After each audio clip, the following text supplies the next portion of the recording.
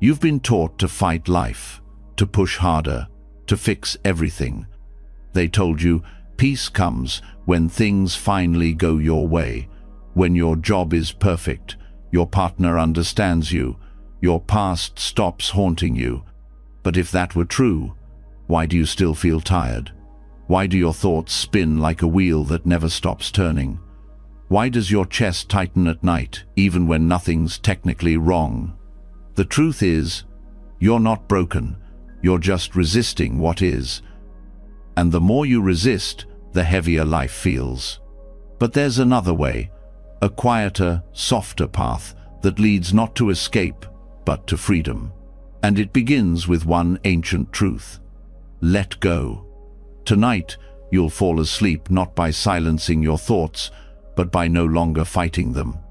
You'll hear Buddhist wisdom that has helped monks find stillness in storms, wisdom that teaches you don't need to control life. You just need to stop pushing against it. This isn't just another sleep audio. This is a shift, a soft uncoiling of the tension you didn't know you were carrying. And as the words sink in, your breath will slow, your body will loosen, and something deep within you will whisper, I don't have to struggle anymore. Are you ready to stop resisting and finally rest? Let's begin. You've tried effort. You've tried forcing, fixing, chasing. You've done everything right. But it still feels like something is missing. Like no matter how fast you run, peace stays one step ahead. And in those quiet moments when there's nothing left to tweak or improve, you feel it. That empty hum beneath all the doing. That silent whisper that says, what if the very thing you're trying to reach can only be found by not reaching? There is a strange, quiet power in letting go. Not giving up, not quitting, but truly, deeply releasing the tight grip you've had on how things should go. It feels unnatural at first. After all, we've been told our whole lives that effort equals value, that results come only through constant striving, that ease is laziness. But some of the wisest traditions in the world say otherwise. Especially Buddhism, and even more so, the teachings of Zen and Dzogchen. They say the more you chase, the more you push away what you seek. Because when you strive, you're telling life that what's here is not enough, that you are not enough, that now is not the right time, that some future version of you, somewhere down the line, is more worthy of peace, joy, and wholeness. And as long as you believe that, you'll never arrive. In Zen, there's a phrase, when the archer shoots for nothing, he has all his skill. When he shoots for a prize, he becomes nervous. In other words, when there is no trying, the action flows freely. But the moment you need an outcome, tension begins, thought interferes, fear shows up, and the thing you wanted so badly slips through your fingers. The paradox is clear. You achieve more when you let go of the need to achieve. This isn't just spiritual poetry, it's neurological. Your brain enters a different mode when you're relaxed and open. Creativity, clarity, intuition, they all live in that space. But when your nervous system is tense from constant effort, everything tightens. Your vision narrows, your heart races, your body braces for a fight that never ends. And, ironically, this state blocks the very results you're working toward. So, what does letting go really mean? It doesn't mean doing nothing. It means dropping the inner pressure, the endless commentary that says you're falling behind, the background voice comparing you to everyone else, the idea that unless something changes right now, you can't feel okay. In Dzogchen, the teachings go even deeper. They say your natural state, your true awareness is already perfect, already complete, not in some future life, but right now. The only reason you don't see it is because you're looking too hard. They call it the sky-like mind, open, vast, unmoving. It's always present, but your thoughts, especially striving thoughts, cloud it like fog. And here's the twist. The more you try to clear the fog, the thicker it gets. This is why Dzogchen emphasizes non-meditation. Yes, meditation is part of the path, but the goal isn't to concentrate harder. It's not about stopping thoughts. It's about relaxing into awareness so deeply that the thoughts dissolve on their own. You stop struggling with them. You let them come and go, like waves in the ocean. And suddenly, you notice that the ocean was never disturbed. This is radical, because it means the peace you want doesn't come from fixing your mind. It comes from seeing that nothing was wrong with it to begin with. Non-striving also reveals how deeply fear is woven into our effort. We don't chase goals just because we love them. We often chase them because we're afraid of what will happen if we don't. Fear of failure, of being left behind, of not being loved, of being ordinary. And so we make effort our identity. We become the doer, the fixer, the achiever. But all of that masks a deep inner hunger, yearning just to rest, to be enough without the resume, without the next big thing, to breathe without justifying it. Zen teacher Shunryu Suzuki once said, "You are perfect just as you are, and you could use a little improvement." That's the balance. Yes, growth happens. Yes, you move forward. But not because you're broken. You improve because it's joyful, not because it earns you worth. When you drop striving, you don't become lazy. You become natural. Look at nature. Trees don't strain to grow. The moon doesn't try to shine. Rivers don't effort their way to the sea. They simply move according to their nature, and yet everything gets done. Seasons change, flowers bloom, life unfolds. You are part of nature too. You were never meant to hustle your way to peace. You were meant to remember who you are, then live from that truth. And that remembering happens in stillness, not in striving. This shift also transforms how you approach your goals, from needing them to fulfill you, to letting them express you. You may still write the book, build the company, heal your body, but the energy is different. You're not clinging, you're creating, not controlling, but dancing. This kind of effort is called effortless effort in Zen. It's the flow that comes when the ego steps back, when action arises spontaneously from presence, not from fear, but from alignment. And to reach this space, there are practices. Gentle, non-aggressive ones. Here are a few. First, do nothing on purpose. Schedule time to sit and literally do nothing. Not meditate, not journal, not scroll, just sit. Let the nervous system feel what it's like not to be managed. At first, it may feel uncomfortable. The mind will scream to be useful, to be productive. That's okay. Sit through it. Watch the panic rise and fall. Eventually, you'll discover something underneath. Stillness that doesn't depend on effort. A quiet joy that was always waiting.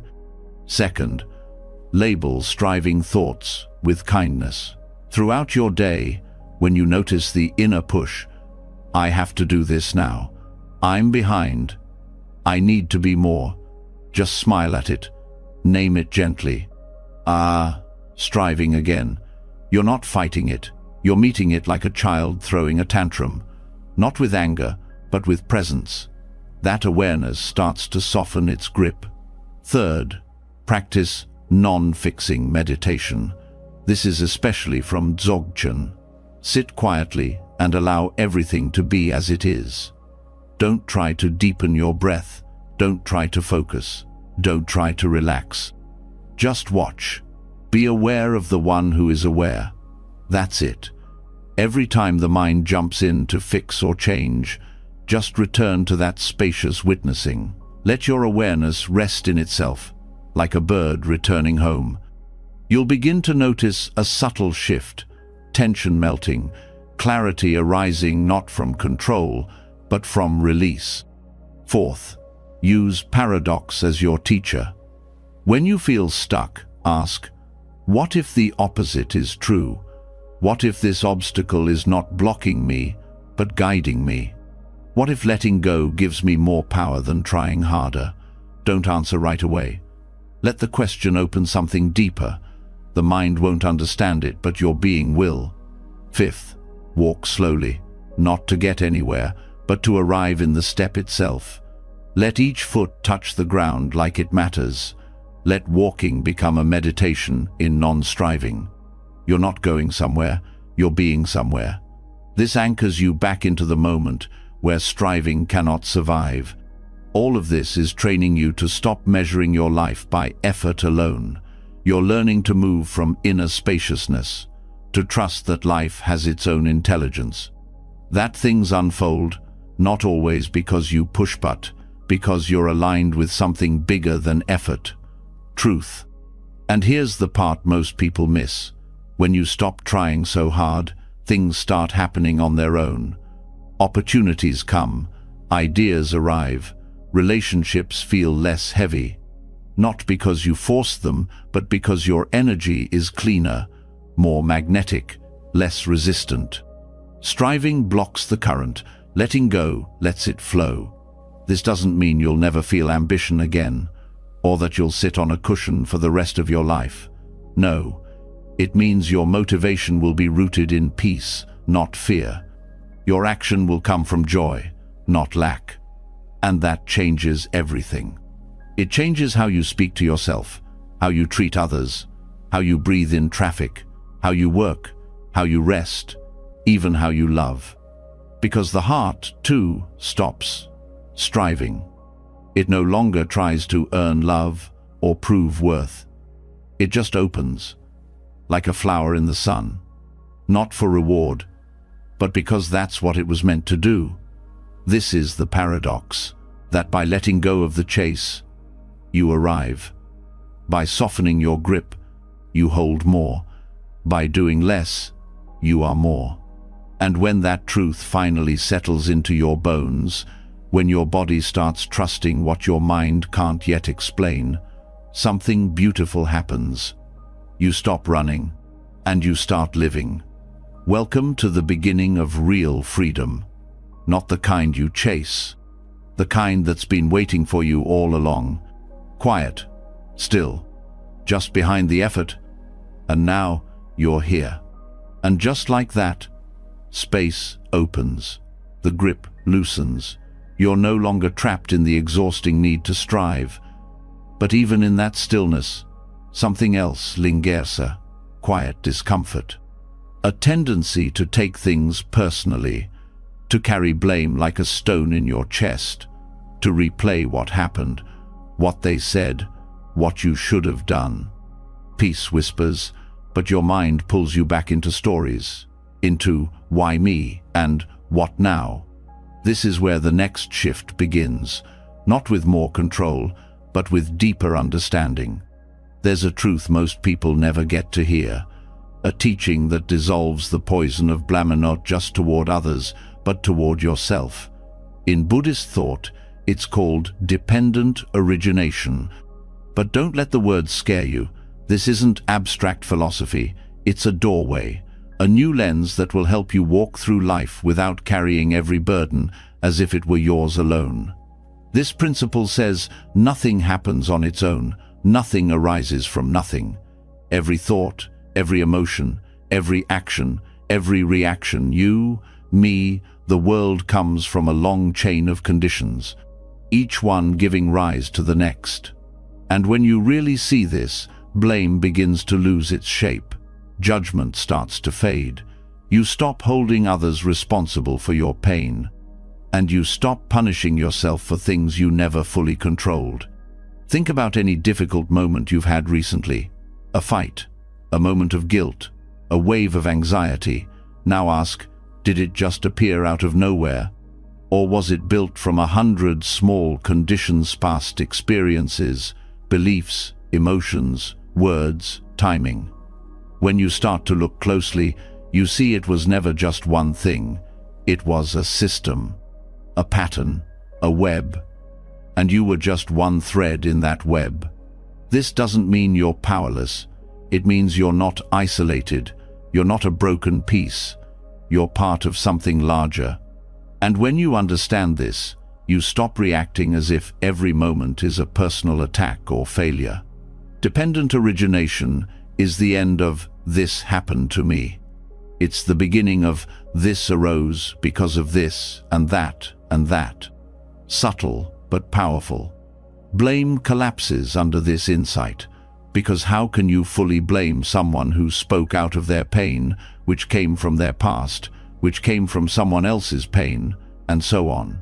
And how can you keep blaming yourself when your habits, reactions, fears were all formed by things you never asked for? Your childhood, your culture, your wiring. You're not excused from responsibility, but you're released from the illusion that you are the problem. In daily life, this awareness becomes your shield. Someone cuts you off in traffic, and instead of anger, there's curiosity.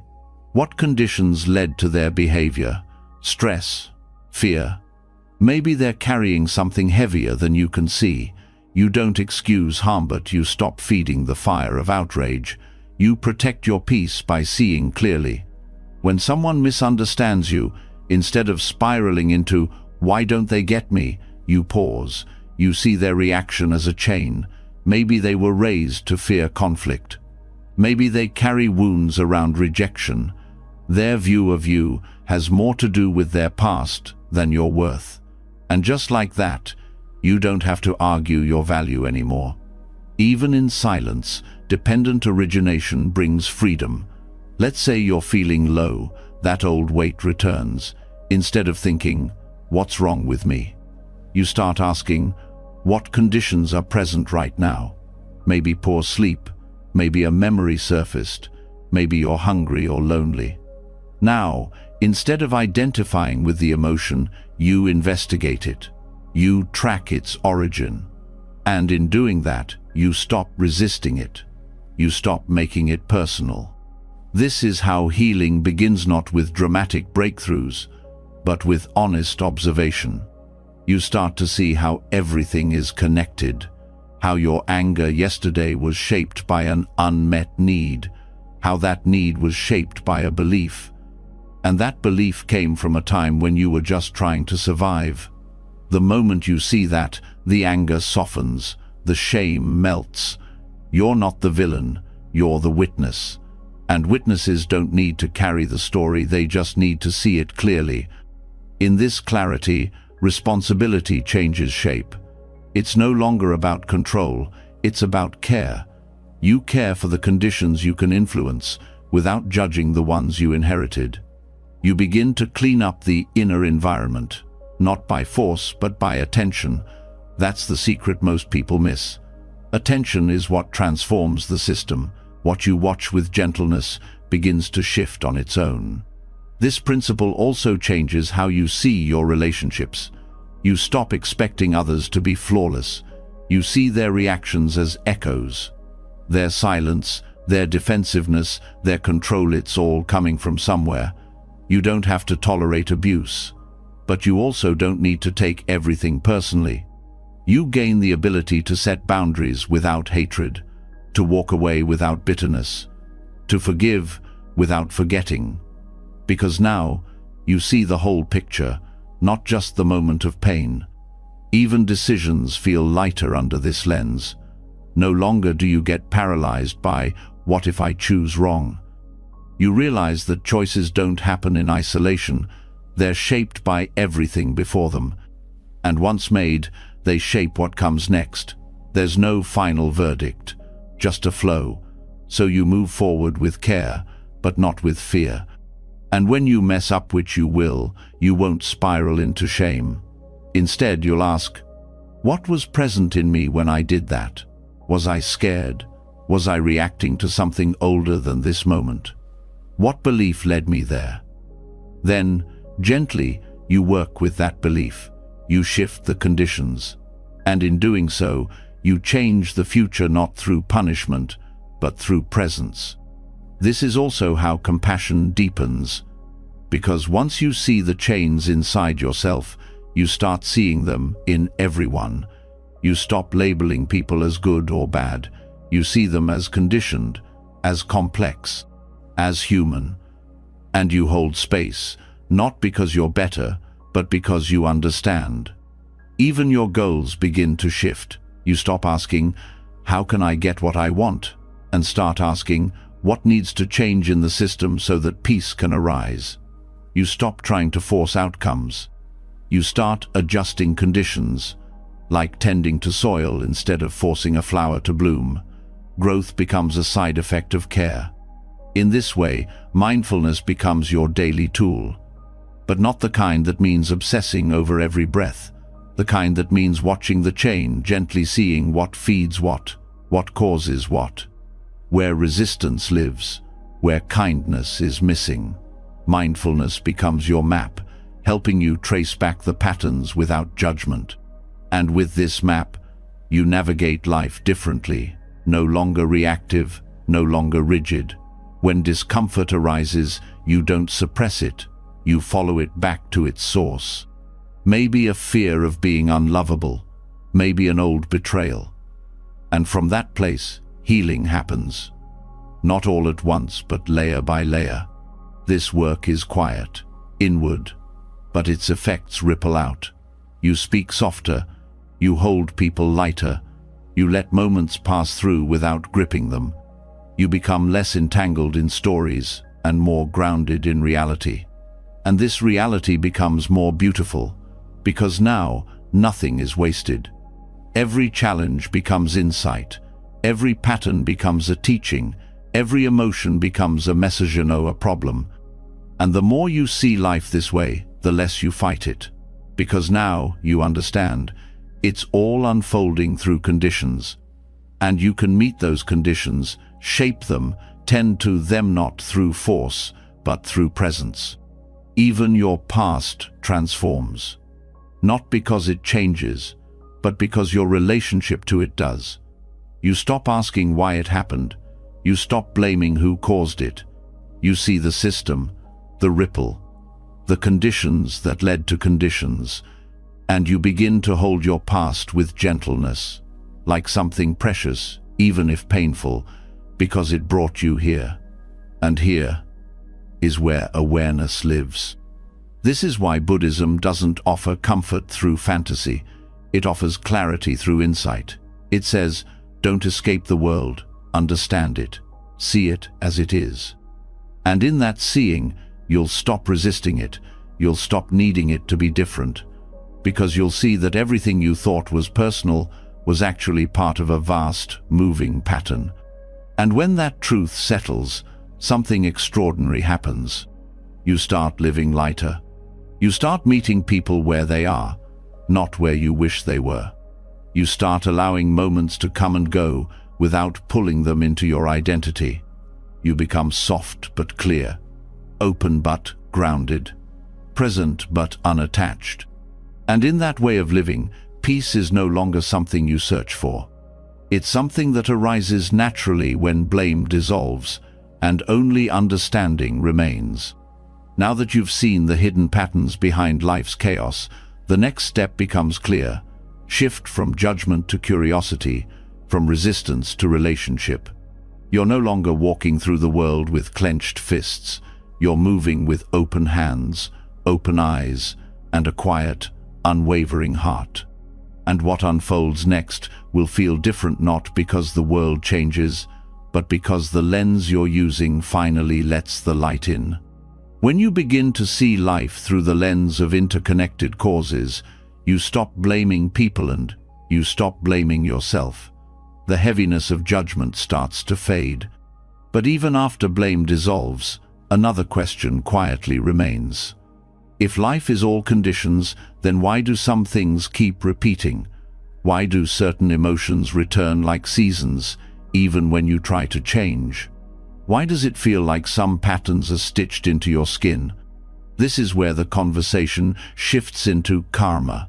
Not the version you've heard before, not the one that sounds like punishment or fate or moral accounting. The real teaching is more alive than that.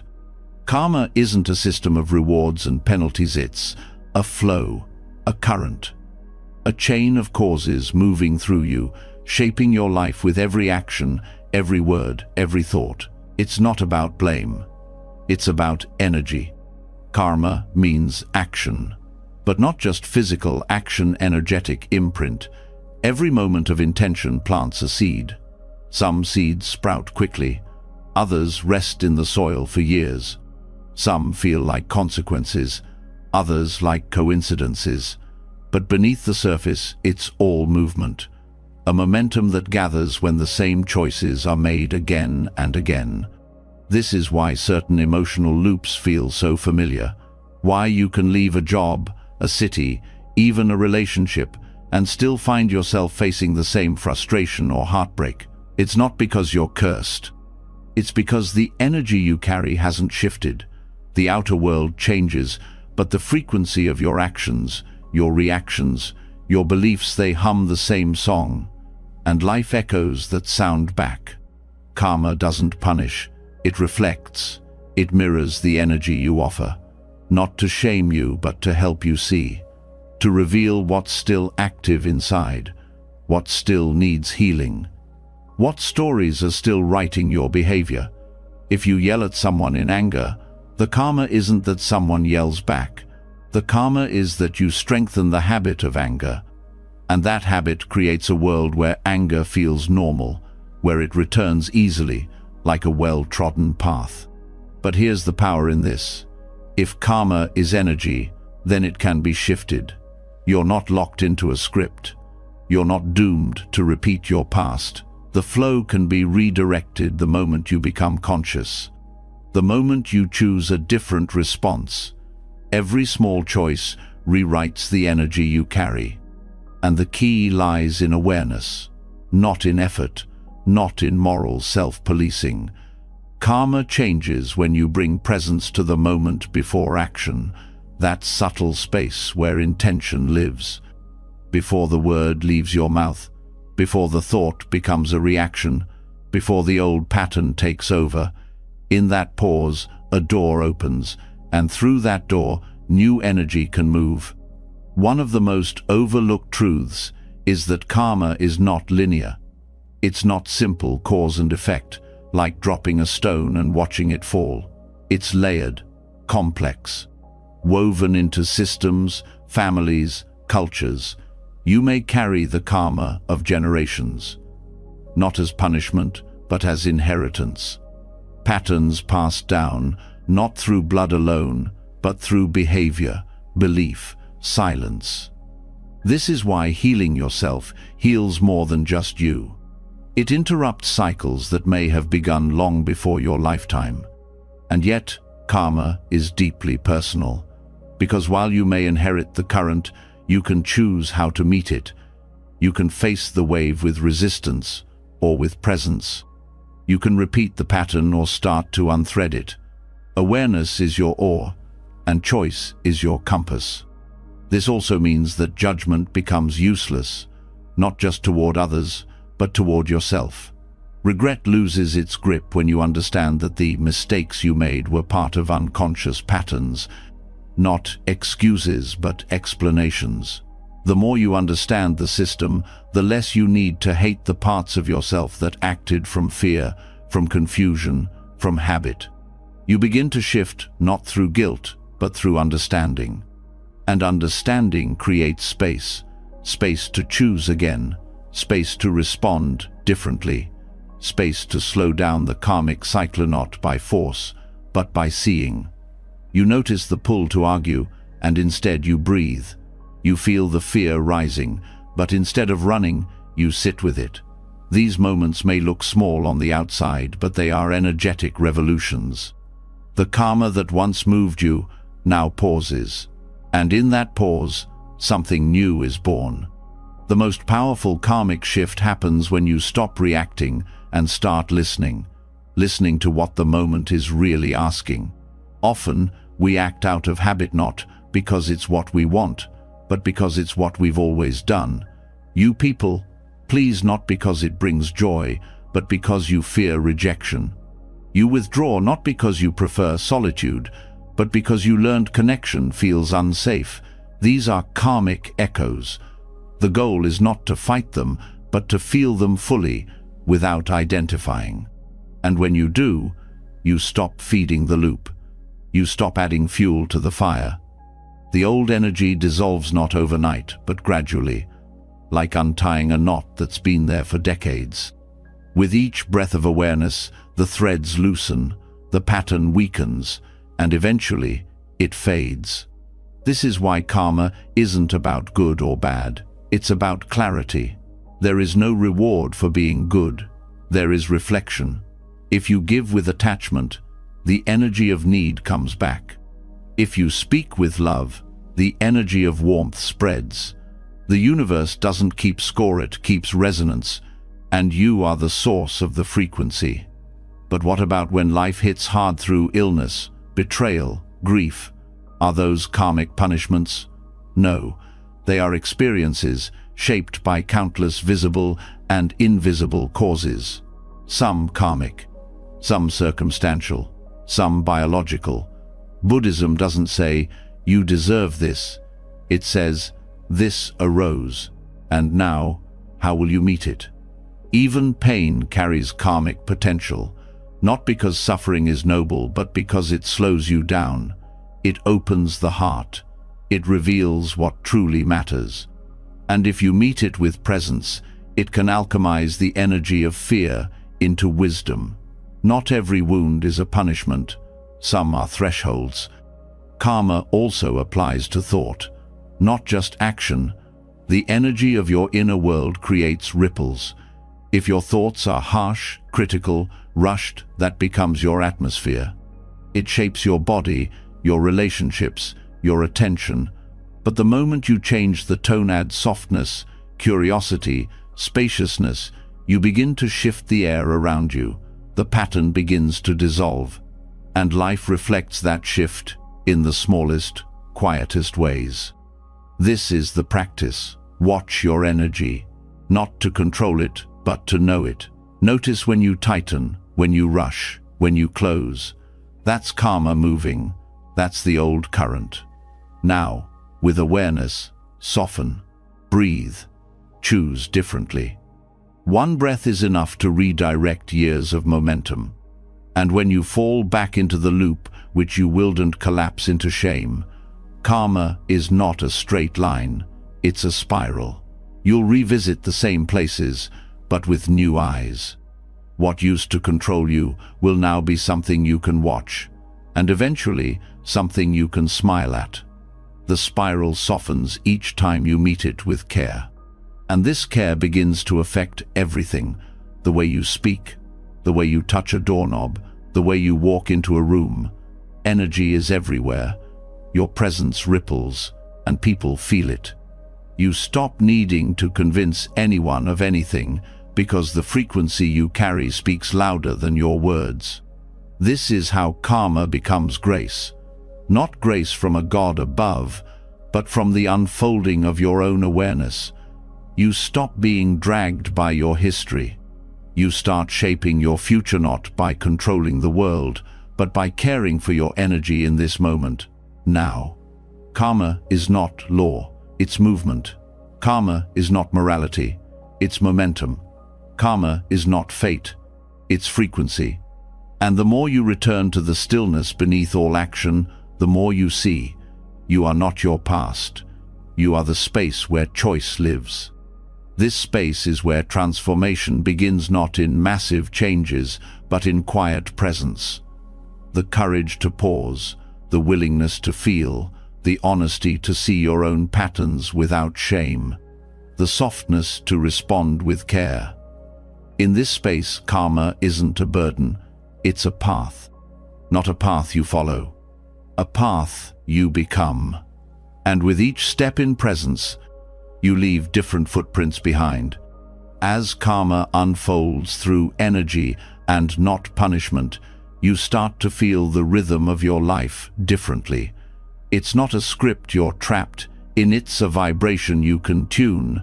But even as you shift that energy, daily life can feel overwhelming. The world keeps spinning, distractions multiply, emotions swell without warning. the mind scatters and your clarity fades. You begin to sense that insight alone is not enough. You need something solid to return to, something that holds you steady when everything around you feels uncertain. This is where form becomes essential. There is a quiet wisdom in repetition, in structure, in ritual, not as a cage, but as a ground. In modern life, structure often feels like control. Routine is dismissed as boring. Discipline is confused with rigidity. But in Buddhist practice, ritual is none of these things. It is presence, stabilized. A form is not there to limit your freedom. It exists to catch you when your mind starts to drift. It is a shape that holds your awareness so it can deepen, not escape. You can't always control the chaos of the world, but you can create containers within it, small, sacred shapes that hold your attention. And when you return to them, not because you have to, but because you choose to, you begin to build trust with yourself. You begin to remember who you are before the world distracts you. This is the role of ritual. It invites you to return. It reminds you of stillness, not with effort, but with rhythm. In Buddhist monasteries, everything is ritualized. Waking up, bowing, eating, cleaning, all done with presence, intention, and care. Not because monks can't live without order, but because these forms reduce internal friction. When the body knows what to do, the mind doesn't need to wander. Structure becomes a channel through which awareness can flow more freely. You may not live in a monastery, but the same principle applies. When your day has no shape, it becomes harder to meet each moment with clarity. You're always deciding, always reacting, always shifting. But when you choose even a small structure, lighting a candle before meditation, walking the same path each morning, closing your day with a bow, you begin to build a rhythm that supports presence. Rituals are not about performance, they're about grounding. They create a space that signals, now, I return to myself. Even a single breath, taken at the same time each day, can become a ritual. It doesn't need to be dramatic. It only needs to be repeated with care. And repetition is powerful not because it's new, but because it deepens. Every time you return to a ritual, you return a little differently. The form stays the same, but you change. And this meeting between the unchanging and the changing becomes a mirror. It shows you where your mind is. It reveals how much resistance you carry. It gives you a place to rest that doesn't depend on how you feel. Most people resist form because they fear losing freedom. But the truth is, without form, the mind becomes chaotic. Choices become endless. Energy is wasted. In contrast, when your life has rhythm, your energy becomes focused. You don't have to think about what's next. You just step into it. And that simplicity brings peace. Even creativity flourishes with form.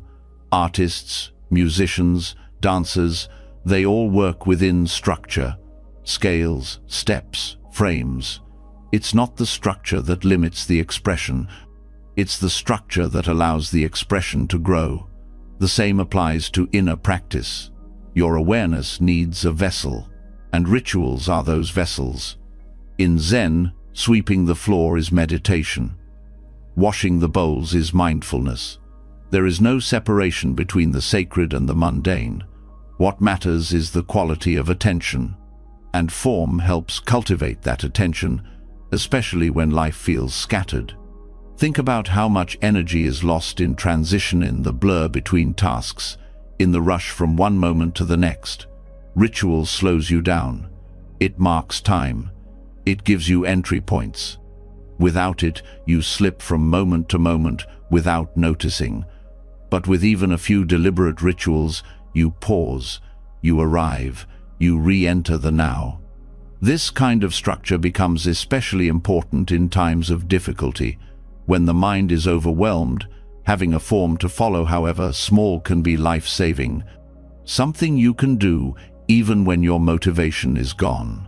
a pattern that holds you when everything else feels uncertain.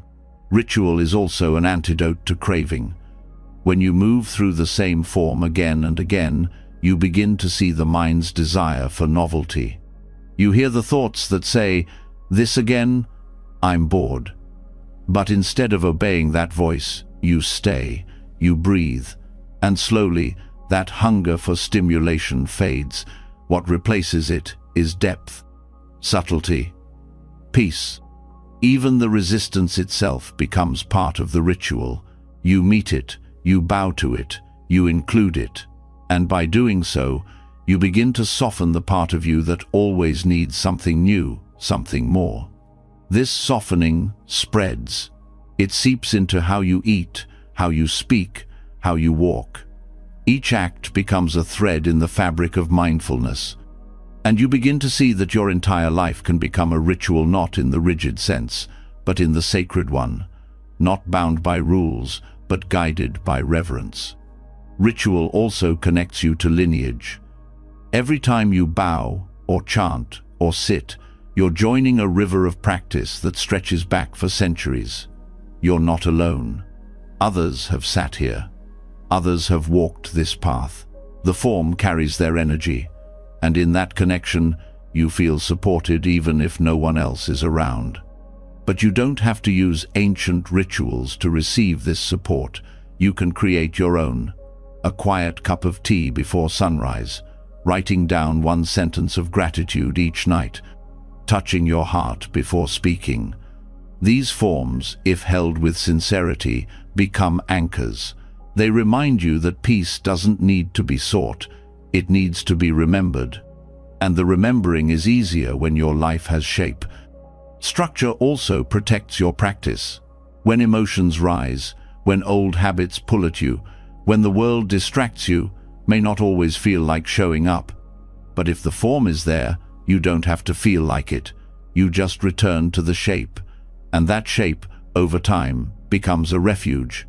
Not because it always feels good, but because it holds you steady when nothing else can. This is how ritual strengthens discipline, not as force, but as devotion.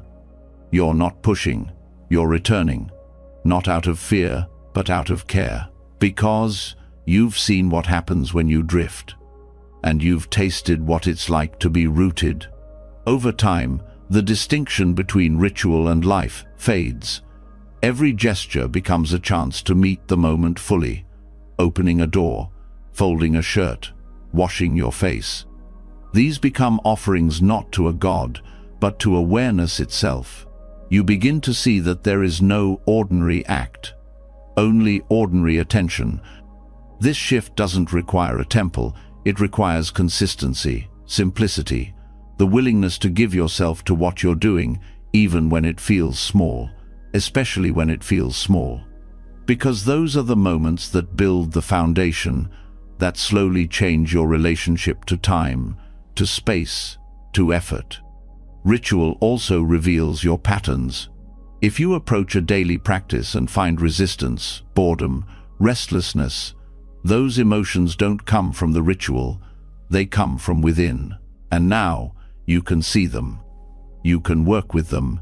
You can understand yourself more deeply through the mirror of repetition. Over time, you'll come to value simplicity. You'll begin to see the power of knowing what comes next, not because you need control, but because rhythm brings freedom. In chaos, you grasp. In structure, you settle.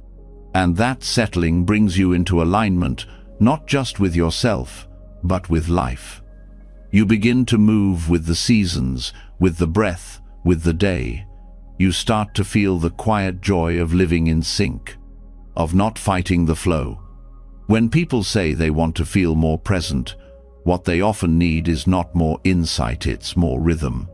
A body that knows where to go, a mind that has a home to return to, and rituals create that home, not by forcing you to stay, but by welcoming you back. Even when you miss a ritual, the memory of it works in your favor. It reminds you what it feels like to be centered, and that memory draws you back. Not with guilt, but with longing. Because once you've felt what it's like to live inside a structure that supports your peace, you want to return. Not to escape life, but to meet it more fully. And that is what ritual does. It doesn't take you out of the world, it roots you more deeply in it. So you can meet every moment not with control, but with care. Not with resistance, but with rhythm. Not with chaos, but with calm. It's not about doing more, it's about doing with presence. And that presence, held within form, becomes your practice, your path, your peace. The steadiness of ritual shows you how to stay present, even when life feels messy. It brings form to the formless, giving your awareness a rhythm it can rest inside. But even with structure and care, one subtle habit still lingers in the background, the mind's constant storytelling. It doesn't just describe your experience, it filters, distorts, interprets, judges. Without realizing it, you're not meeting the moment, you're meeting the version your mind has already edited. This is where a deeper invitation appears, one that asks not for effort, not for meaning, not even for comfort, but for truth. Not the kind built from opinions or explanations, the kind that's already here, quiet and complete, underneath everything you think about it. In Buddhism, this is called tathata, translated as suchness. It points to what reality is before the mind interferes. Not what you want it to be, not what you're afraid it is, but simply what is. Suchness is the end of the story, not because you suppress it, but because you see through it. You realize the story is something the mind adds afterward. The event happens, then the mind wraps it in meaning. Someone leaves, and the story says you're not enough. A plan falls apart, and the story says you failed. A feeling rises, and the story says something's wrong with you.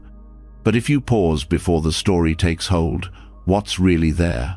A sound, a sensation, a breath, a flicker of emotion, just raw experience, unshaped. Suchness asks you to meet that rawness directly, without the overlay, without the commentary. This isn't about detaching from life. It's about dropping into it more honestly, before labeling, before fixing, before deciding what it means.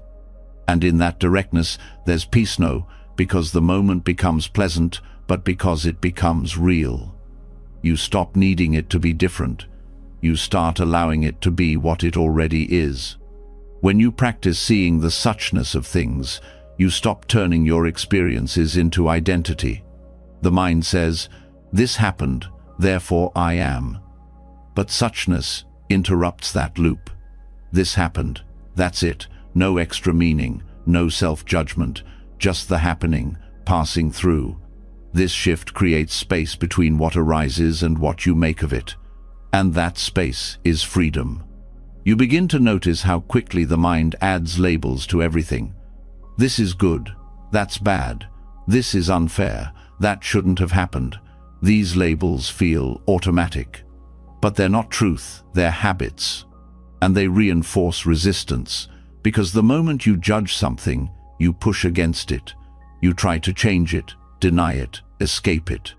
And the resistance makes the pain louder. But what if nothing needs a label? What if anger is just energy rising? What if sadness is just heaviness in the chest? Not good or bad, not failure or flaw. Just suchness, life expressing itself, moment by moment. You're not being asked to pretend emotions aren't real. You're being asked to feel them without building a narrative, to experience them cleanly, fully, before your mind turns them into a self-portrait. This is subtle but life-changing, because the story is what keeps suffering alive. The emotion rises, then the mind grabs it, spins it, clings to it. But when you stay with the raw experience, without naming, without resisting it, moves through, it dissolves. Suchness doesn't mean passive acceptance. It means honest contact. You can still act, speak, respond, but your response comes from clarity, not from a tangled story. And that clarity softens everything. Even beauty becomes more vivid when you stop trying to define it. You're not chasing meaning anymore. You're letting meaning dissolve. What's left is intimacy. With this breath, with this sound, with this texture of now. Even the mind's stories become suchness when you see them clearly. The thought arises, I'm failing. Instead of believing it, you witness it. A thought, like a cloud. No need to fight it or follow it, just another shape passing through awareness. This is not detachment, it's deep recognition. Suchness reveals that you don't need certainty to be at peace. You don't need a reason for everything. You don't need to fix the past or predict the future. You only need to be here, without dressing this moment in a costume of explanation. And when the mind tries to pull you into the story, you come back not with force, but with softness. The texture of the air, the shape of your breath, the sound of silence beneath thought. These are doors back into what is. Suchness is also a practice of humility. It teaches you to stop thinking you know how life should be. The moment becomes the teacher, not your preferences, not your plans, but this exactly as it is. You stop fighting reality, and in that surrender, you find strength. This doesn't mean you never feel grief or anger or longing. It means you let those feelings be what they are, movements in awareness. Not mistakes, not weaknesses, just currents. You ride them with presence instead of drowning in the story they try to tell. Even language begins to soften under suchness. You stop labeling yourself in fixed terms. I'm an anxious person. I'm not spiritual enough. I'm always like this. These are stories. You don't need them. You are not a static thing. You are an open field where experiences come and go. The more you rest in that field, the more you stop confusing movement with identity. Suchness also reveals how often we confuse judgment with truth. You might think, this situation is a disaster, but is it, or is that just the mind's version? When you strip the judgment, what's really there? Maybe just change, maybe uncertainty, maybe newness. Without the overlay, you begin to relate to life instead of arguing with it. And this is the heart of suchness. It removes argument from your experience. Not because you give up, but because you no longer need to be right. You no longer need life to align with your expectations in order to be okay. Suchness is not resignation. It's awakening, a turning toward, a soft, steady willingness to meet life as it shows up, not as you wish it would. And this willingness spreads. It touches how you see other people. You stop reducing them to the stories in your mind. She's like this. He always does that. These thoughts lose their grip. You begin to meet people freshly, as they are now, not as they were last week, not as your memory shaped them, but as living beings, always changing. Even conflict shifts. You don't have to agree with someone to see their suchness.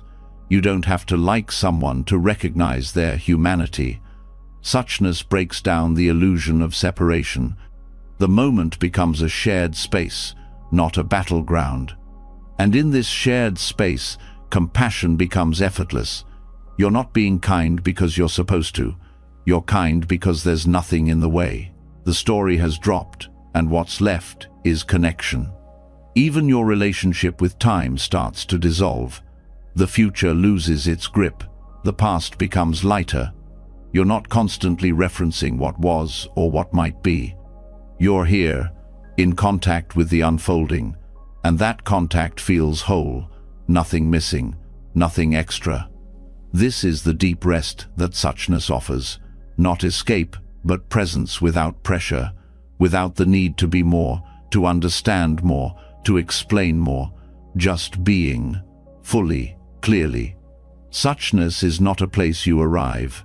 It's a way you see, a way you meet life again and again with open eyes and no commentary. And when that becomes your habit, something else arises. Gratitude, not the kind you list in a journal, the kind that hums underneath your experience, quietly. Gratitude that doesn't need a reason. It comes from contact, from meeting life without the filter, and that contact is enough. This is the wisdom of suchness. Nothing to fix, nothing to hold, nothing to prove, just this, and it is always enough. The more you meet reality without the extra layers of judgment or story, the lighter everything begins to feel. You stop gripping so tightly, you stop filling every moment with commentary. But then something deeper becomes clear. Even without thoughts, the craving remains. A tug in the background, a hunger for more.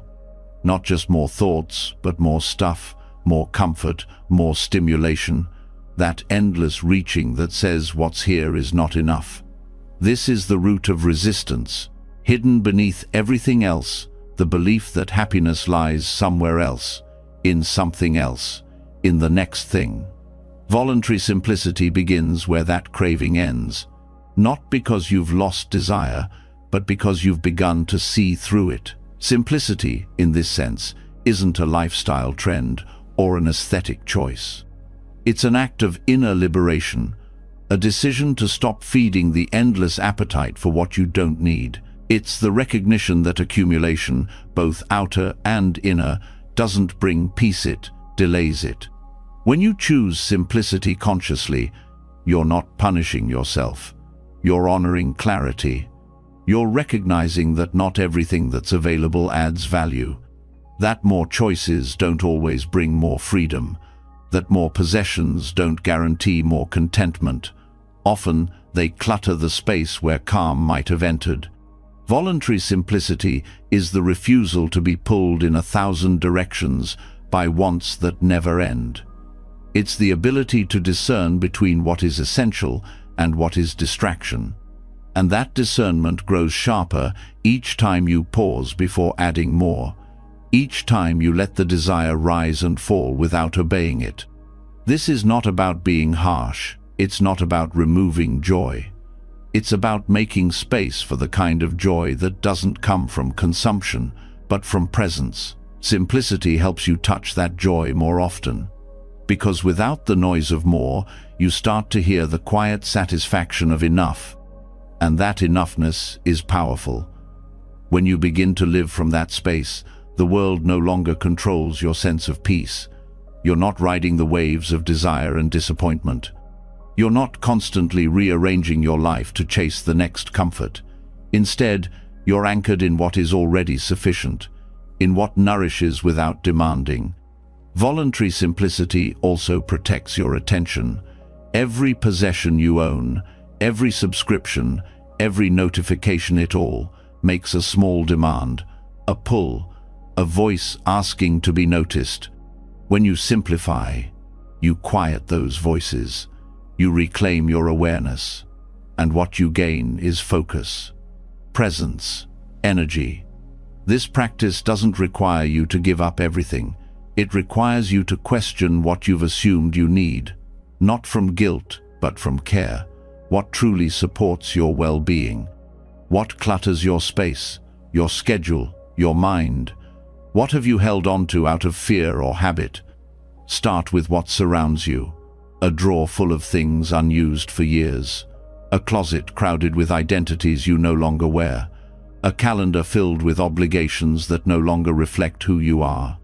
Begin to notice how each item, each yes, either frees your energy or binds it. Then move inward. What stories are you carrying that no longer serve you? What mental routines pull you out of now and into a maze of wanting? What assumptions tell you more is better, faster is success, busier is proof that you matter? Voluntary simplicity is the quiet act of letting go of all that noise, not to become empty, but to become clear. And in that clarity, you begin to see what truly supports you, what brings ease, what brings depth, what brings peace without a price. This shift also touches how you relate to money, time, and consumption. Instead of chasing wealth to secure your worth, you begin to ask, what is enough? Instead of filling every hour with productivity, you begin to ask, what matters? Instead of buying to soothe discomfort, you begin to ask, what am I avoiding? You stop trying to fix your inner world with external solutions. You stop trying to solve dissatisfaction by adding more to your life. You recognize that most craving is a misunderstanding, not a need, but a habit. Simplicity is the breaking of that habit. And the break happens not through denial, but through mindfulness. When you pause before reaching for the next thing and you ask, is this true nourishment or just distraction? You begin to move differently. You move with care, with awareness, with purpose. This kind of simplicity also changes your relationships. You stop needing people to fulfill roles. You stop collecting connections to feel valid. You start valuing depth over number, honesty over approval, presence over performance. The way you speak becomes simpler, more real, less tangled in appearance, more rooted in sincerity. Even how you hold emotions shifts. You stop needing to fix every feeling. You stop layering your pain with interpretations. You allow emotions to rise and fall with less commentary. That too is simplicity, the willingness to feel what's here without making it more complicated. And over time, simplicity becomes a kind of strength, a quiet confidence in your ability to stand in the storm without grabbing for something to hold. You know how to rest in less. You know how to meet discomfort without reaching for noise. You know how to say no without guilt, and yes without needing applause. This strength is not loud, it's not flashy, but it is stable. It's the strength of a tree that no longer reaches outward for validation. It grows by going inward, downward, into its roots. Voluntary simplicity is how you grow roots. It's how you stop chasing and start being, how you stop gathering and start settling, how you stop reacting and start choosing. You begin to experience contentment not as a reward, but as a baseline, not as a peak moment, but as a steady state. You're not waiting for the next thing to go right. You're not delaying peace until the next goal is reached. You're here, now, living within your chosen limits, and discovering that those limits create space. Space to breathe, space to think, space to feel, space to rest. And in that space, you meet a version of yourself that was always present beneath the clutter, a self that is not built from accumulation, but from awareness, from being, from enoughness. That self doesn't need decoration, doesn't need to impress, doesn't need to explain why it chooses less, because less is not deprivation, it is refinement. It is listening closely to what actually supports life and releasing the rest. This refinement affects how you move through the world. You consume more consciously, you speak with more care, you walk slower, you notice details, you honor silence. You stop needing everything to be stimulating, entertaining, exciting. You find peace in the plainness of the moment. You become someone who can sit in an empty room and feel full. This is not withdrawal from life. It is intimacy with it. Without distraction, you experience more. Not more stimulation, but more clarity. You hear subtler sounds. You feel deeper emotions. You see what was once missed in the noise. Voluntary simplicity turns your entire life into a meditation, not because you sit longer, but because you carry less. Each thing you own, each thought you keep, each commitment you accept, they all become choices, not reflexes. And with each choice, you return to what matters. You stop trying to be everything, and you start being whole, not fragmented by excess, not stretched by craving, but integrated, clear, quiet. This is the liberation simplicity offers, not by stripping life bare, but by revealing what's always been beneath the surface. Stillness, presence, peace, and a deep, steady joy that needs no decoration. When life is simplified, when craving softens and distractions fall away, something unexpected rises to the surface. Expectation, not the loud kind, but the quiet one hidden in the background of thought, woven into almost every interaction, gesture, and plan. These are the assumptions you didn't know you made. The silent rules you didn't realize you were following, and the moment they're unmet, a sharp tension appears, a sense of betrayal, confusion, or sorrow. This is the root of disappointment, not what happens, but what you expected instead. Expectations are tricky because they wear the mask of normality. You expect people to be kind, you expect plans to unfold smoothly, you expect yourself to meet every standard you've internalized over years. These beliefs seem reasonable until life doesn't agree, and when it doesn't, suffering begins.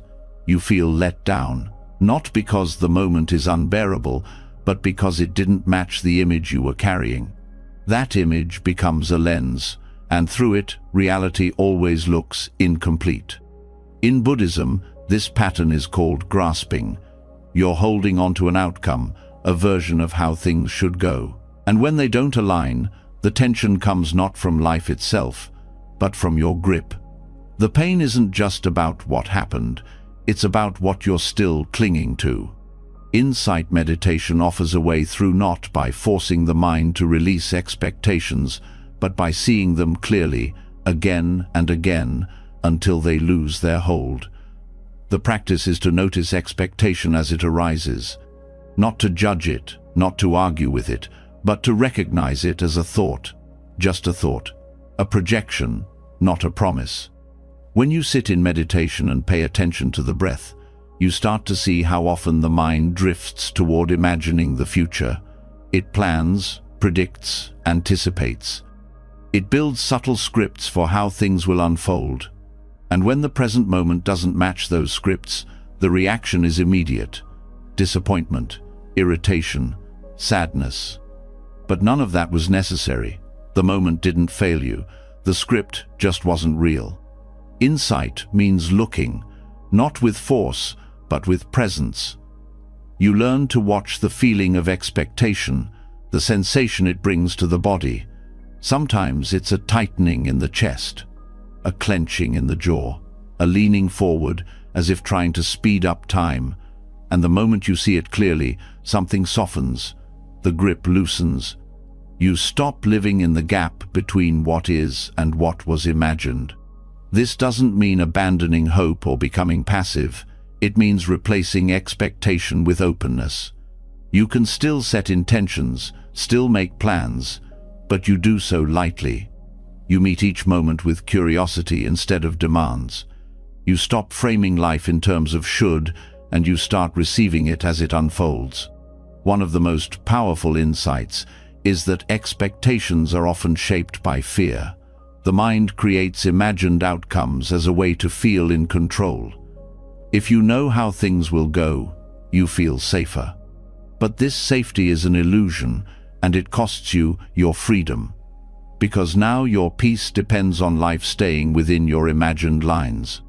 The more you practice insight meditation, the more you see that most moments don't actually bring suffering. What brings suffering is the comparison. You compare what's here to what should have been. You compare who you are to who you think you're supposed to be. And in that comparison, peace is lost. But when you sit with what is, just as it is, without commentary, you begin to notice the richness that was hidden beneath expectation. You hear sounds you used to ignore. You feel sensations that used to seem unimportant. You connect to the directness of experience, and that connection is enough. Expectations also distort relationships. You enter conversations with assumptions about how others should respond. When they don't match that script, conflict arises not because they were unkind, but because they didn't fit the role your mind cast for them. You expect appreciation, understanding, validation. When it doesn't come, You feel unseen. But what if you could meet each person without that weight? What if every interaction was a meeting of presence, not a transaction of needs? This isn't about being indifferent. It's about being free. Free to let people be as they are. Free to let life unfold without constant evaluation. Free to experience disappointment without turning it into identity. Insight meditation helps you see that disappointment itself is just a wave. It rises, crests, and fades. You don't need to hold on to it. You don't need to resist it. You just need to be present with it as a temporary event in awareness. And the more you do this, the less power it holds. You also begin to recognize that expectations are not just about others. You place them on yourself constantly. You expect to feel a certain way, to perform at a certain level, to be consistent, productive, calm, loving. And when you're not, the judgment comes quickly. You turn natural fluctuation into failure. But these expectations were never fair. They were internalized, standards often unexamined, often impossible. When you release these internal demands, you create space for self-compassion. You allow yourself to be human, imperfect, fluctuating, changing. You stop chasing an ideal and start meeting your experience with kindness. This shift has practical effects. You stop overcommitting. You stop forcing energy when it's not there. You stop treating rest as weakness. And in that space, your natural rhythm returns. You become more balanced, more whole. In a deeper sense, releasing expectations also transforms your relationship with time. Most expectations live in the future. They pull you out of the present and place your happiness in a distant version of it. But the future never arrives the way you planned, and even when it does, it quickly becomes the new present and the cycle starts again. By watching this process through meditation, you learn to catch it in real time. You notice when the mind leaps ahead, when it starts crafting outcomes, and instead of following it, you come back. Back to breath, back to sensation, back to now. This doesn't erase your goals, it grounds them. You work toward them without becoming tangled in them. You take each step without needing to control the result. You move with effort, not strain. And when life surprises you, when plans fall apart, when people change, when results don't come, you meet that moment without collapse. You feel the loss, but you don't become it. You feel the wave, but you don't drown. You may still feel disappointment, but you see it for what it is, the gap between what was expected and what is. And when you stop feeding that gap with stories, it closes on its own. Even joy becomes simpler. It's no longer dependent on something special happening. It comes from the freshness of experience, from presence that isn't filtered by assumptions.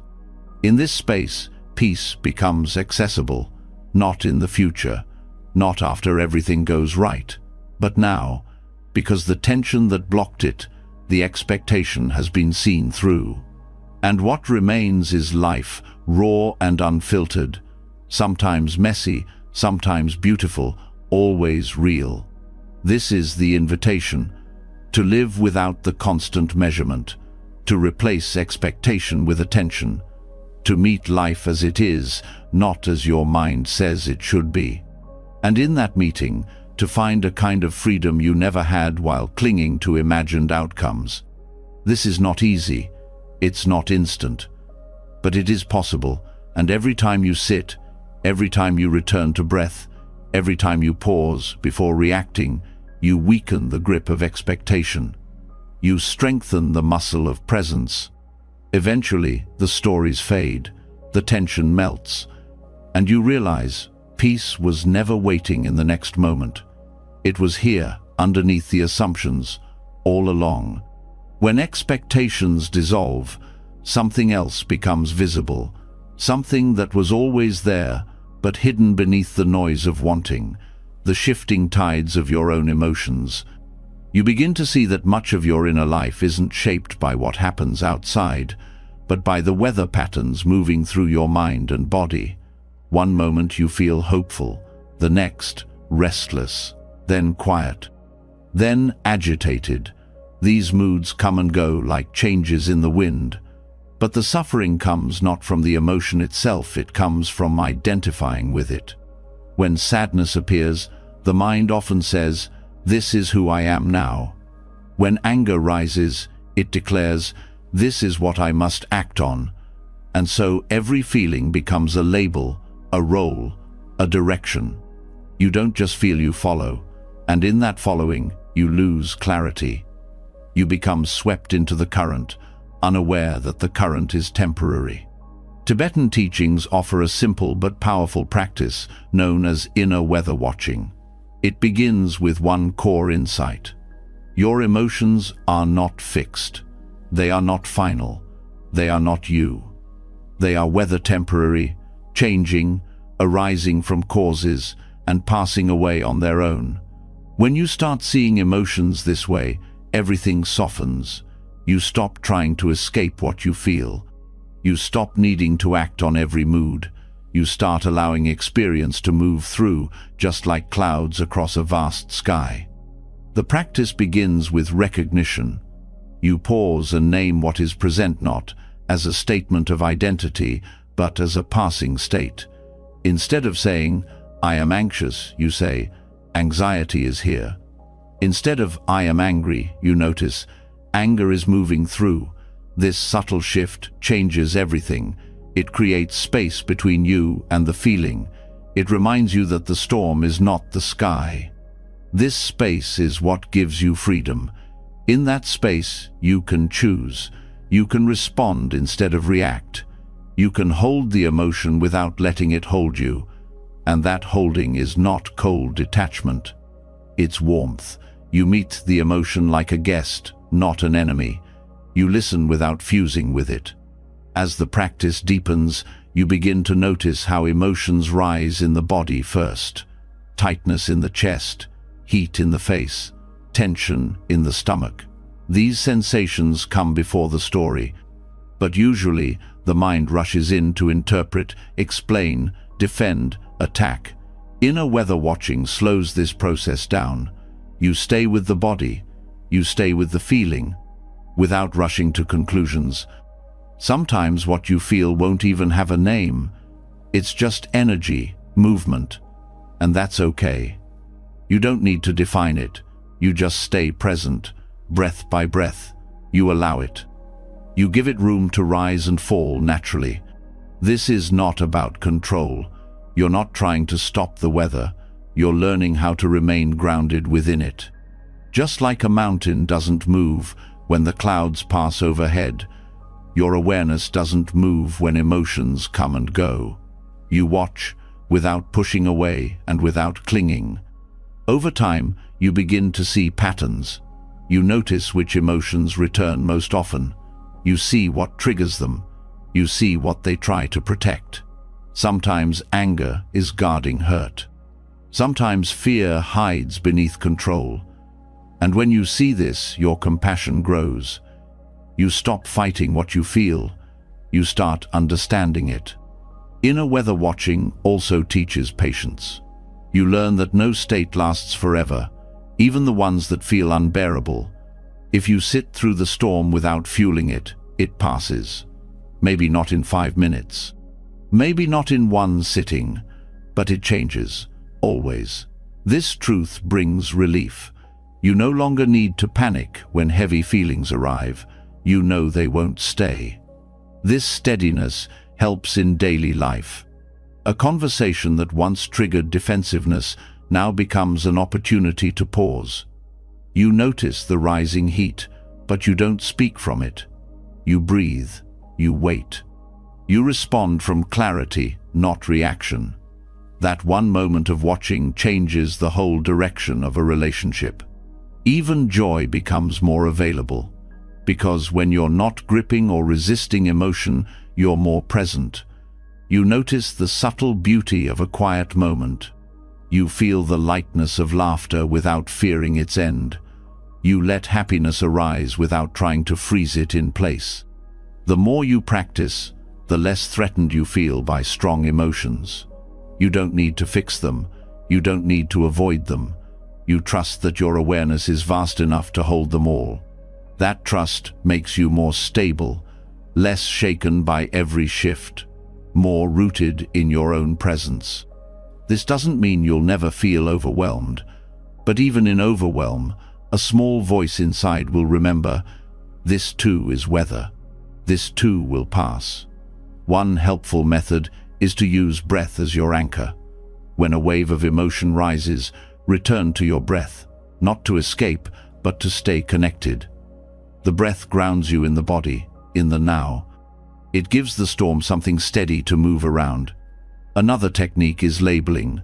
Softly, in your mind, name what's present, not with analysis, just awareness, sadness, fear, tightness. This labeling brings attention to the experience without amplifying it.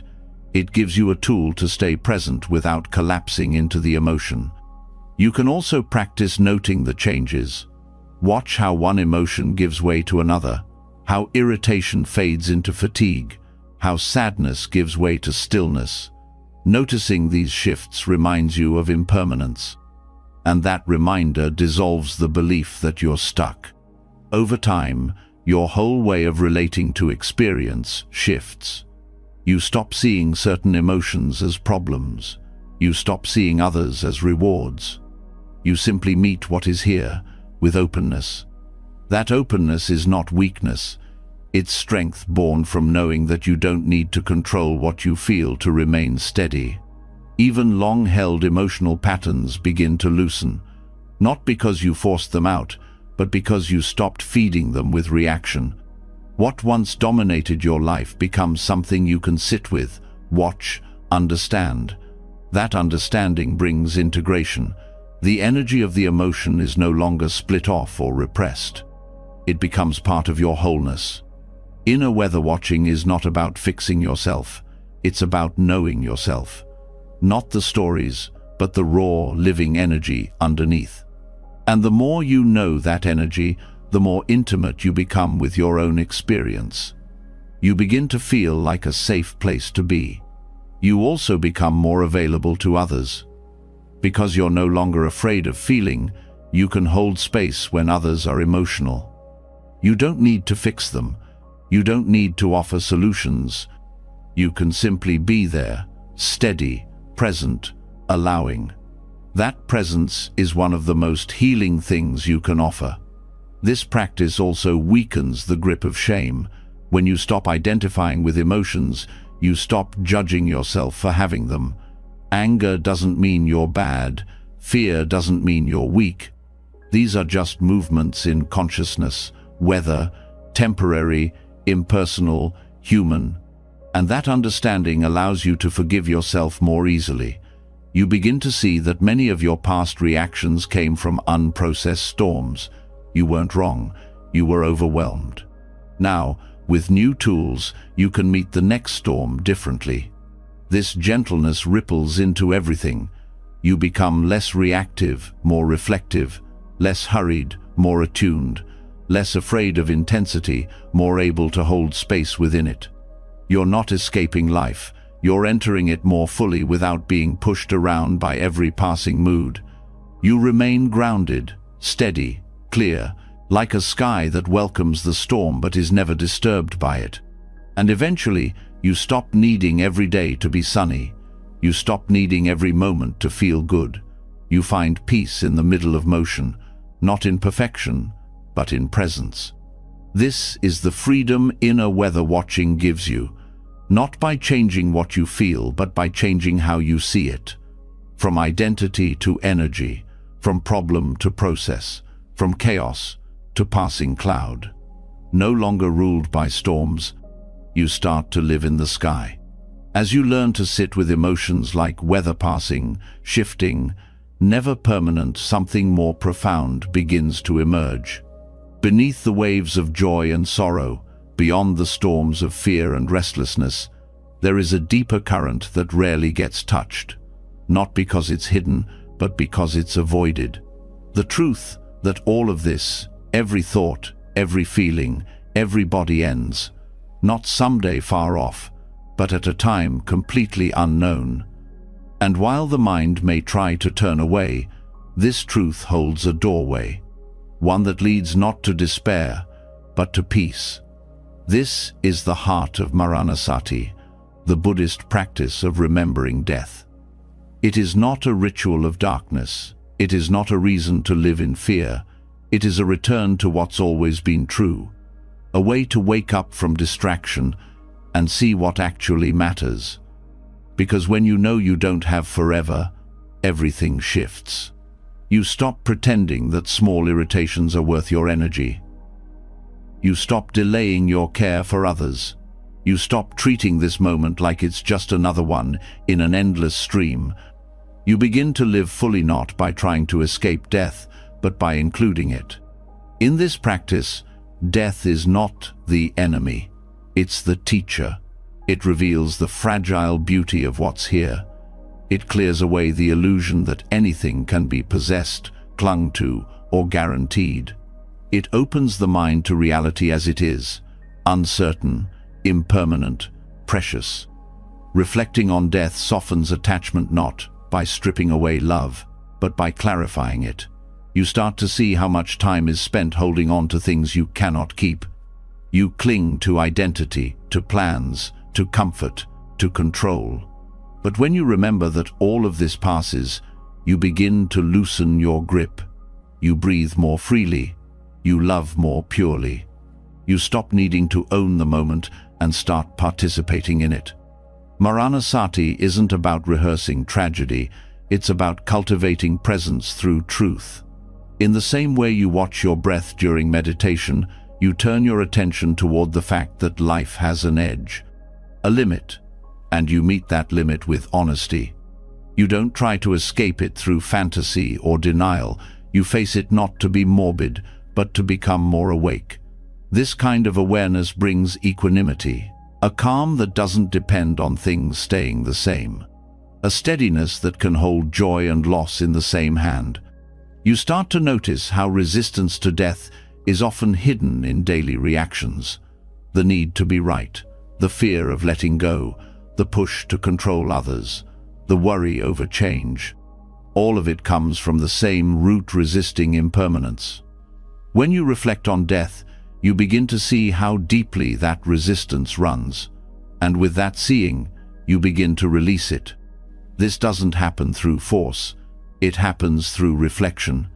You take time each day, or whenever you remember, to sit with the simple truth: this life will end. These people I love, this body I move through the world with, this moment, it all will pass. The goal is not to make yourself sad, it's to sharpen your clarity, to bring immediacy to the present, to let gratitude rise, not as an idea, but as a direct experience of how rare and fleeting this moment is. When you touch this awareness, the way you respond to life changes. Small frustrations lose their power. Old grudges fall away. You stop expecting things to last forever, and that expectation was the root of suffering. Without it, there's room for peace. Even your goals begin to transform. You stop chasing them as if they will complete you. You move toward them because they feel true now, not because you're trying to secure something permanent. You live with intention, not urgency, with care, not obsession. This reflection also brings compassion. When you remember that everyone you meet will die, including those who upset you, it becomes harder to hold on to anger. You see the shared condition. You see the briefness of it all, and that awareness softens the heart. It doesn't make pain disappear, but it brings perspective. It reminds you that kindness is always the wiser path, not because people deserve it, but because they won't be here forever. Maranasati also helps you prepare not for the moment of death itself, but for the practice of letting go. Every day holds a chance to rehearse that, letting go in small ways, letting go of control, letting go of being understood, letting go of how you thought things should go. These are not acts of giving up, they are acts of becoming free, because the more you resist the truth of impermanence, the more you suffer when it arrives. But when you begin to welcome it, not as something to be feared, but as something to be included, your relationship with life changes completely. You begin to trust more. You see that clinging doesn't protect you, it isolates you. And when you stop clinging, you open to the flow of life. You meet each moment with more sincerity, more depth, more love. Not because you're afraid to lose it, but because you've learned how to receive it without holding it hostage. Death contemplation also dissolves many of the fears that rule your decisions. Fear of failure, fear of embarrassment, fear of being seen. All of these lose their grip when you remember how temporary everything is. You don't become careless, you become courageous, willing to speak truth, willing to live fully, willing to release what no longer serves. This clarity is especially powerful in moments of change. When something ends, a job, a relationship, a chapter in your life, it can feel like a kind of death. And if you've never practiced facing endings, the resistance will be strong. But if you've trained yourself to meet impermanence with awareness, you'll move through those endings with more grace. Not pain-free, but grounded. Not without sadness, but without collapse. This also prepares you to hold others in their transitions. When someone is grieving, when someone is facing loss, your presence won't try to fix them. It will sit with them, steady and quiet, because you've done the work of meeting impermanence yourself. This presence is rare and powerful. It brings comfort, not because it solves anything, but because it allows the truth to be felt without panic. That's what Maranasati teaches: truth without panic, change without resistance, loss without collapse.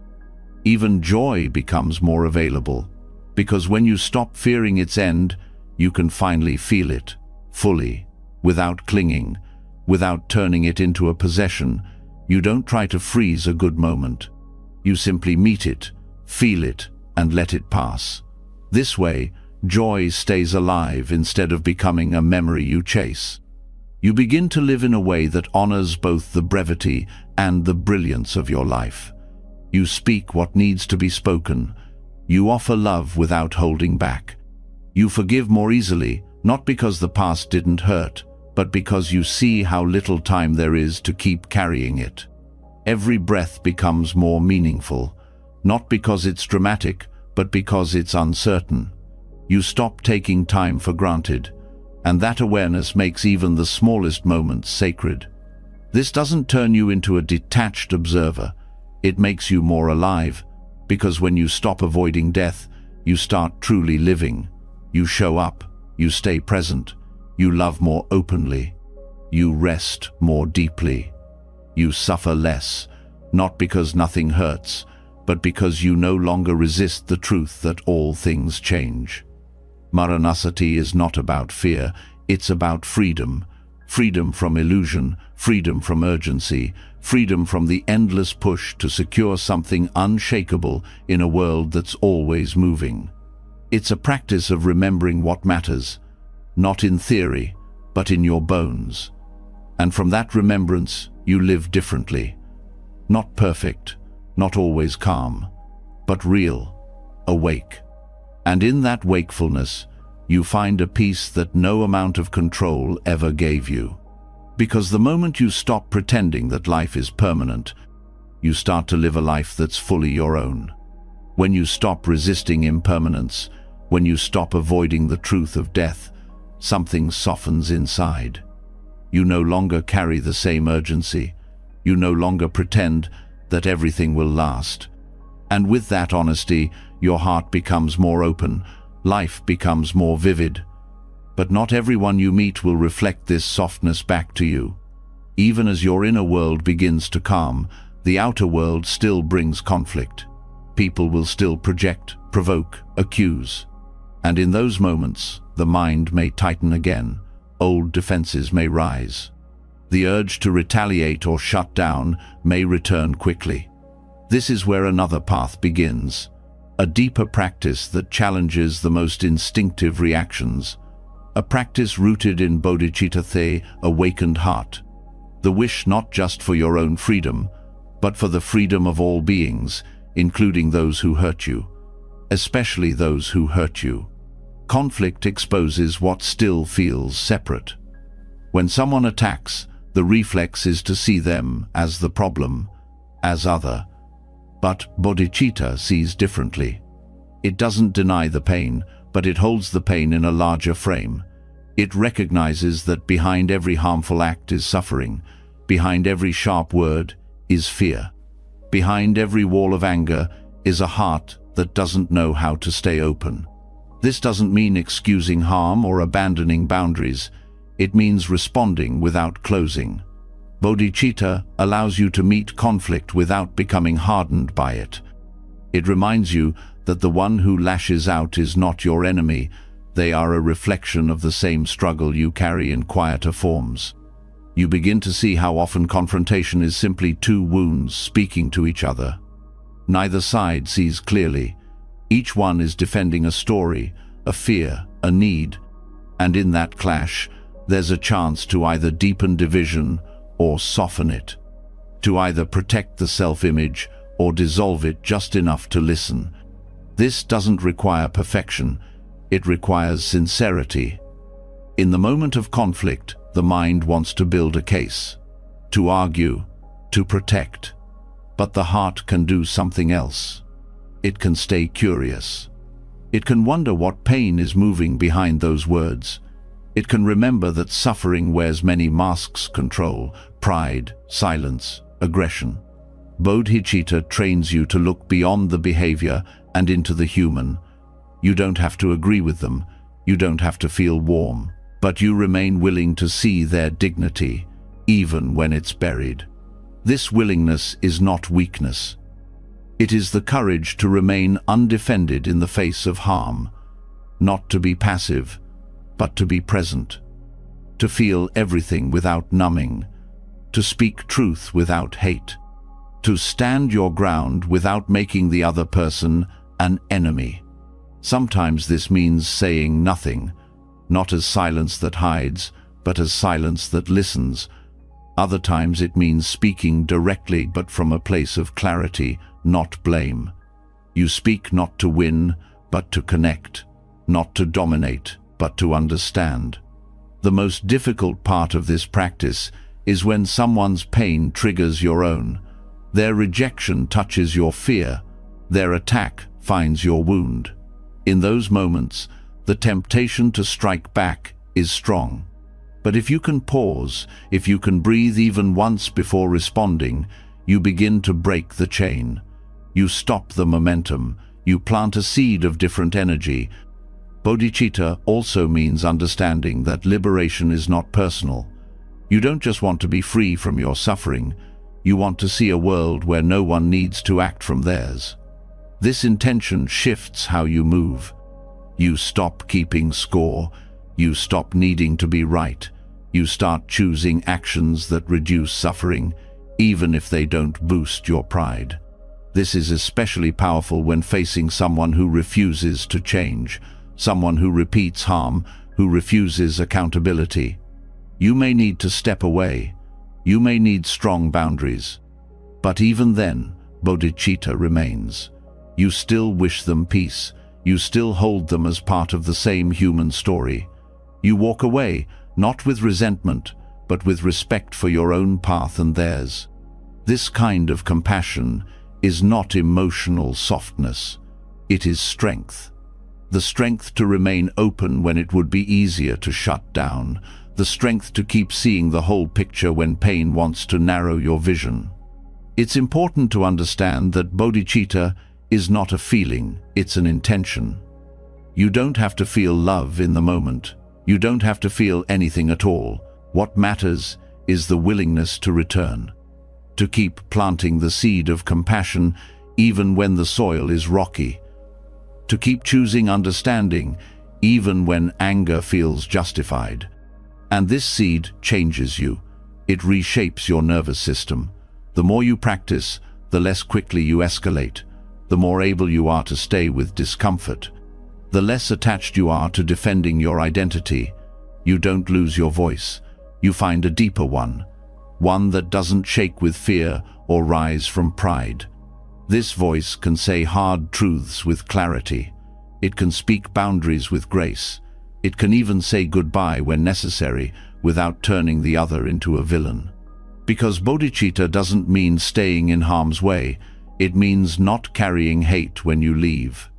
It also means forgiving yourself when you fall short, when you speak harshly, when you react instead of respond, when you forget and fight. Bodhicitta includes you, your wounds, your patterns, your own moments of blindness. You don't get excluded from the heart you're trying to expand. You are the practice too. Every conflict becomes an invitation, not to suppress, but to awaken, not to pretend, but to see more clearly. You begin to notice the moment your chest tightens, your breath shortens, your story solidifies. And in that noticing, you have a choice. To defend the self-image or to soften into presence. This doesn't mean you never hurt again, but your hurt doesn't harden you. It deepens your compassion. You remember that everyone is carrying something unseen, that no one gets through life without pain. And you begin to respond to others' behavior, not from what they did, but from what they must be feeling to act that way. This shift creates space even in the most difficult conversations. You stop needing to convince. You start listening more. You pause when the urge to correct rises. You trust that truth doesn't always need to be loud. Sometimes it just needs to be steady. You also stop using compassion as a strategy. You don't act kindly to get a certain outcome. You do it because it's who you want to be. Because every time you meet conflict with presence, you strengthen the path toward peace. That peace ripples outward. It touches the people around you. It creates a field where others feel safe to be honest, to be vulnerable, to be human. Not because you solved their pain, but because you met it with something other than judgment. This is how bodhicitta transforms conflict from a battlefield into a place of practice. You no longer fear confrontation. You no longer see it as failure. You see it as another doorway into the heart. You begin to trust that compassion is not the opposite of strength. It is strength, the kind that endures, that sees clearly, that holds steady, the kind that refuses to give in to hatred even when it hurts, the kind that keeps showing up not to fix others, but to remain whole in the presence of division. This is the work, quiet, daily, imperfect, but powerful. Because every time you choose to respond with bodhicitta, every time you hold conflict in the light of compassion, you reshape the world, starting from the inside out. Even when compassion grows strong enough to hold conflict, a deeper challenge often follows. You begin to see people hurting. You hear the fear behind their anger, the sorrow beneath their silence. And with that awareness comes the impulse to step in, to rescue, to solve, to ease the discomfort not only for them, but for yourself. You want them to be okay. But if you're not careful, this caring turns into control. What looks like compassion becomes interference, and without realizing it, you begin to resist their pain instead of allowing it. This is where the practice shifts from speaking wisely to learning when not to speak at all. The wisdom of silence isn't passive, it's rooted in presence. In many Buddhist monastic communities, the deepest respect you can offer someone suffering is not advice, it's attention. You don't reach for a solution. You don't try to steer their growth. You sit, you listen, you stay close without crossing the line of their process. This kind of presence dismantles the part of you that needs others to feel better so that you can feel at ease. It exposes how much of what we call helping is actually a desire to fix discomfort we cannot control. When someone is grieving or angry or lost, your own discomfort rises, and the instinct is to fix the feeling rather than witness the person, but witnessing is often what's most needed. To truly listen means to stop placing your ideas between the other person and their experience. You don't interpret their pain. You don't make it about what you would do. You don't offer your own story in place of theirs. You simply allow their experience to exist exactly as it is, without shaping it. This restraint is a discipline. You learn to notice the urge to interrupt, to teach, to advise, and you let it pass. You learn to remain steady in the face of emotion without trying to manage it. Not because you don't care, but because you care enough to allow the other person to have their experience in full. Non-intervention does not mean emotional distance. It means inner stability. You trust that pain doesn't always need to be solved, that discomfort is not failure. That healing often begins with being seen, not being instructed. This is especially important when someone is in the middle of uncertainty, when their questions have no answers yet. The moment you step in to offer a conclusion, you close off their exploration. You interrupt their unfolding. But when you stay present without directing, you allow space for their own insight to arise. Sometimes, silence is the most honest answer. Not because you have nothing to say, but because your presence is saying everything. It's saying, I'm not afraid of your pain. I'm here. I'm not trying to change you. I trust your process. This level of trust requires letting go of your own agenda. You may want the person to feel better. You may want resolution. But you learn to sit with the unresolved without rushing it. You stop confusing helpfulness with urgency. You begin to understand that stillness is often the most generous thing you can offer. And as you practice this, your relationship to discomfort changes. You become less reactive. You stop needing to fill every silence.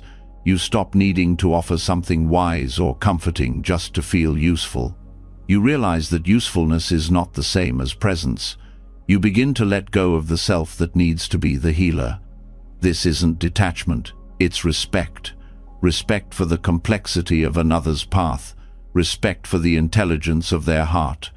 Respect for the way growth often happens slowly, beneath the surface, when no one is watching. In fact, the more silent presence you offer, the more others feel safe to open. They sense that they're not being evaluated, analyzed, or guided. They feel held without being handled. And that safety becomes the space where insight can emerge. This is how non-intervention becomes transformative. You're not offering answers, you're offering space. A space free from judgment, free from control, free from the pressure to be okay. And in that space, people often discover their own clarity because you didn't interfere with the process. This doesn't mean you never speak. It means your words arise from deep listening, not from your own discomfort. You learn to ask before offering, to wait for the invitation, and even then, you speak slowly, briefly, with care, because you understand that words can either open or close a moment. Often, the impulse to fix is tied to your identity. You want to be seen as someone who helps, someone who knows. But silent wisdom asks you to step out of that role, to let go of the need to be needed, to become invisible, not in absence, but in humility. This humility softens your presence. You no longer enter a conversation with the energy of fixing. You enter with the energy of witnessing. You let go of being right or insightful or powerful. You simply show up fully, without the need to shape the outcome. That presence becomes a kind of sanctuary. People can rest there.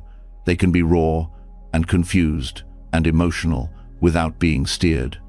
They can be themselves because you're not trying to turn them into something else.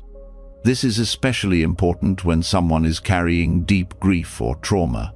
No words will erase what they're feeling, and trying to offer solutions too soon can feel like a dismissal. But when you stay with them, silent, open, grounded, warm, you communicate what words never could, that they are not alone, and they don't need to be fixed to be worthy of love. Even in everyday interactions, this silent wisdom is valuable. You stop giving advice no one asked for. You stop reacting to every complaint with a strategy. You stop thinking that every emotional expression is a call for correction. Instead, you listen, not to respond, but to understand. And the more you do this, the more you begin to notice the subtle forms of control you used to rely on. The way you filled space to avoid tension, the way you talked over silence to avoid intimacy, the way you offered solutions to avoid vulnerability. All of that begins to dissolve. You learn that your presence, unforced and unfiltered, is enough. And in learning that, you become more peaceful not only with others, but with yourself. Because when you stop trying to fix everyone else, you stop trying to fix yourself in the same way. You stop pushing your own pain away. You stop rushing your own process. You learn to meet your inner world with the same silent attention you offer others. You begin to trust your unfolding, your own periods of not knowing, your own messy transitions. And that trust becomes your ground. It becomes the foundation of a life that's not built on controlling experience, but on meeting it fully. This is the heart of silent wisdom, the power of not fixing, the strength of allowing, the clarity that comes from stepping back so life can step forward, in others, in you, in every sacred silent space in between. When you stop trying to fix others, when you let go of the pressure to know what to say, what to do, or how to help, something rare begins to happen. You start to meet people and life without needing to define them. That same space you give to others starts opening inside you. The mind begins to relax its grip. The tension that came from needing to be certain, to be right, or to be useful starts to melt. What's left is something soft, spacious, and free, not because you figured it all out, but because you finally stopped trying to. This softening is the essence of what Zen calls don't know mind. It's not confusion, it's not passivity, it's a return to openness. A way of being that releases the demand for answers and learns to rest in curiosity. In everyday life, the mind constantly builds structures to make sense of things. It wants a narrative, a direction, a solution. And when life doesn't fit neatly into those structures, resistance appears, frustration, blame, anxiety. But don't know mind asks a different question. What if you don't need to know? What if peace comes not from clarity, but from letting go of the need for clarity? This teaching doesn't mean you abandon reason or responsibility. It means you stop grasping for certainty where there is none. You start to see that most of what causes mental tension is not what's happening, it's the insistence on interpreting it, judging it, or predicting it. The mind says, this is bad, this shouldn't be happening, I must find an answer. And each of those thoughts tightens the body, narrows perception, blocks presence. When you shift into don't know mind, you still feel those responses, but you don't obey them. You acknowledge that a situation is unclear. You admit that your opinions are incomplete. You hold your conclusions loosely. This looseness is not indecision, it's wisdom. It's knowing that clinging to fixed ideas often causes more harm than the uncertainty itself. In Zen practice, students are often reminded to return to the beginner's mind, the mind that meets each moment without overlaying it with past knowledge, the mind that listens as if for the first time, that sees without assumption, that asks, what is this, without rushing to answer. This attitude changes everything. It doesn't remove your intelligence, it removes the filter. The world becomes brighter, people become more real, life becomes less of a puzzle to be solved and more of a mystery to be lived. Mental rigidity comes from needing things to be a certain way. You want plans to work out, people to behave, emotions to stay stable. When they don't, resistance sets in. But in Don't Know Mind, you meet these changes with flexibility. You stay connected to reality as it is, not as you hoped it would be. That connection is not always comfortable, but it's peaceful because it's honest. You also begin to see how often your suffering comes from believing your thoughts. You think something will go wrong, and the body reacts as if it already has. You think someone is judging you, and the tension follows. But Don't Know Mind interrupts that pattern. It says, maybe, maybe not. You stop building a whole story on top of a single assumption. You give space for what's real to reveal itself. This space dissolves conflict. Most arguments are two rigid minds crashing into each other, each sure of their version of truth. But when you enter a disagreement with Don't Know Mind, you listen more. You speak with less attachment. You allow for the possibility that both of you are only seeing part of the picture. That humility opens the door to understanding. It softens defensiveness. It makes space for real dialogue. Even your inner dialogue changes. The part of you that criticizes, judges, and narrates begins to lose its authority. You don't fight those thoughts, you just stop bowing to them. You hear them and say, maybe. And in that simple word, the grip loosens. You start trusting experience more than interpretation, the directness of breath, the simplicity of movement, the honesty of silence. This practice also allows creativity to flourish, because when you stop needing to know how something should go, you open to what could happen. You take risks, you explore, you play. You're not afraid of failure because you're not trying to get it right. You're engaging with life, not performing for it.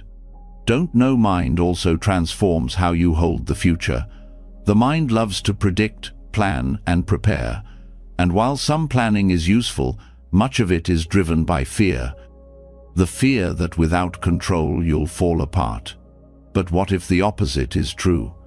What if peace arises precisely when you stop holding on so tightly? When you accept that the future is unknowable, you stop living in fear of it. You meet each day not with a script, but with presence. And from that presence, clarity often comes not through force, but through openness. Even in moments of crisis, this mindset helps. You may not know what to do, but you can stay with the moment. Breathe, feel, act from care instead of panic. The mind may scream for certainty, but your body can stay grounded. Your awareness can remain spacious. This spaciousness is not neutral. It's alive. It allows wisdom to arise. Because the wisest actions rarely come from rigid certainty. They come from stillness, from listening, from the willingness to wait until the next step becomes clear, rather than forcing one. Practicing Don't Know Mind doesn't mean you give up learning. It means you stay humble as you learn. You stop pretending that insight makes you better than others. You stop turning knowledge into armor. Instead, you let every experience be fresh. You stay curious. You let go of needing to be seen as someone who has it all figured out. This is especially important when facing internal challenges. The urge to define yourself, to know exactly who you are, can become another form of resistance. You cling to identities. You label your moods, your habits, your history. But those labels are never the whole story. They can become prisons. Don't Know Mind invites you to see yourself freshly in each moment, to drop the story, to feel what's actually here, without naming it, fixing it, or controlling it. Over time, this way of seeing builds trust not in fixed beliefs, but in awareness itself. You start to trust that you don't need to know to be at peace. That presence is always available, even in uncertainty. That not knowing is not the absence of truth, but the space where truth can emerge.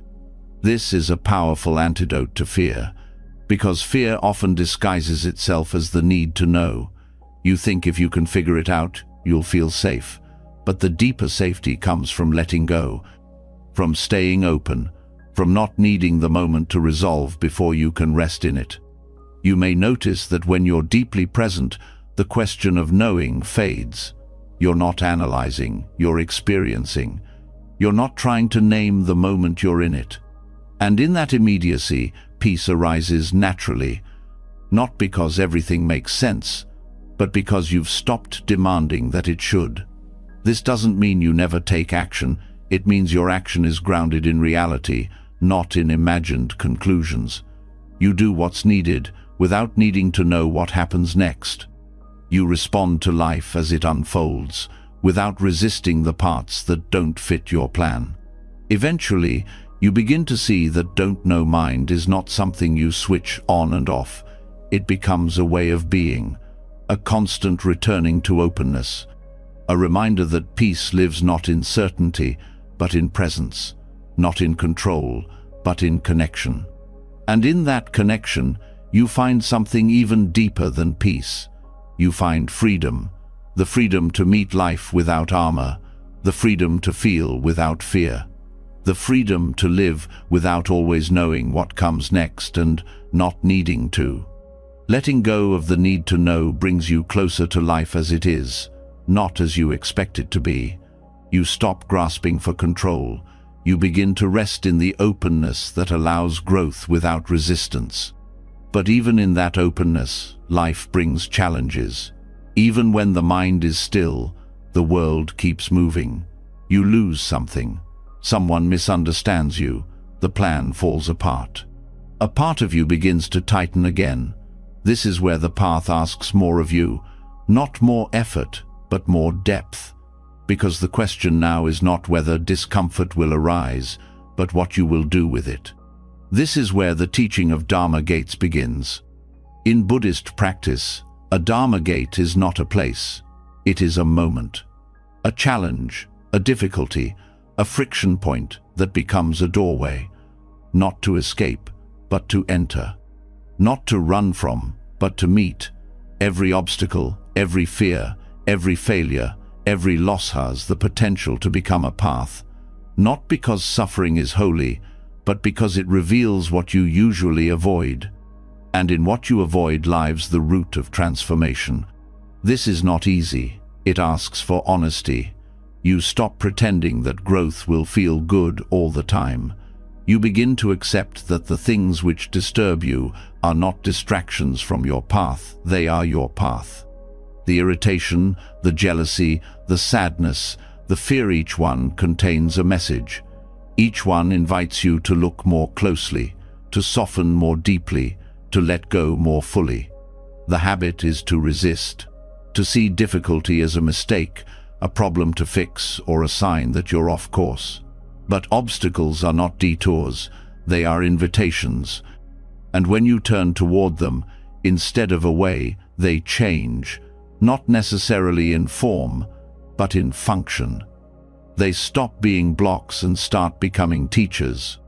To reframe an obstacle as a Dharma gate is to shift your posture toward it. You ask, what is this showing me about myself? What attachment is being touched? What belief is being exposed? What part of me is afraid to stay present right here? The moment you ask those questions, the obstacle begins to open. You start to see that it's not the situation that's causing pain, it's the way your mind is relating to it. The fear of being seen, the need to be right, the story of not being enough. These are the places where suffering roots itself. And every obstacle is a mirror showing you what remains unexamined. This does not mean staying in harmful situations. It means looking at your reaction to discomfort before blaming the outside. Sometimes the gate is in walking away. Sometimes it's in staying. What matters is how you meet the energy that rises within you. That meeting is the gate. Even physical pain can be a gate. Not to romanticize suffering, but to understand that pain strips away illusion. It brings you directly into the body, into what is raw, real, and now. When you don't resist it, when you soften into the sensation rather than the story, something shifts. You become more intimate with your own experience. You stop needing to escape. Emotional pain is no different. When grief arises, or anger, or shame, the habitual mind wants to cover it, suppress it, or turn it outward. But if you stay, if you breathe, if you name it without fueling it, you begin to see that the pain isn't asking to be solved, it's asking to be seen.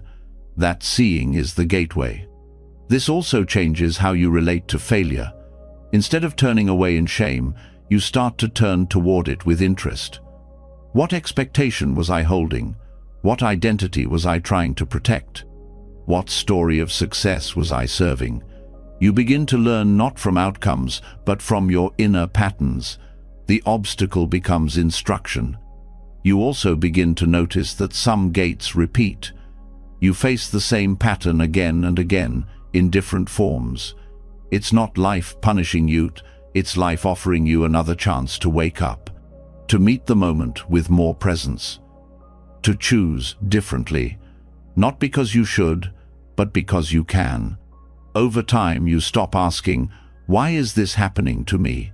and start asking, "What is this waking up in me?" The same situation becomes completely different when you bring that question to it.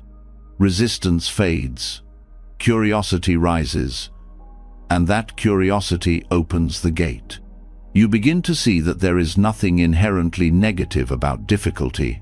It's not pleasant, but it's not failure. It's simply intensity. And intensity reveals. It shows what's hidden. It brings forward what's unprocessed.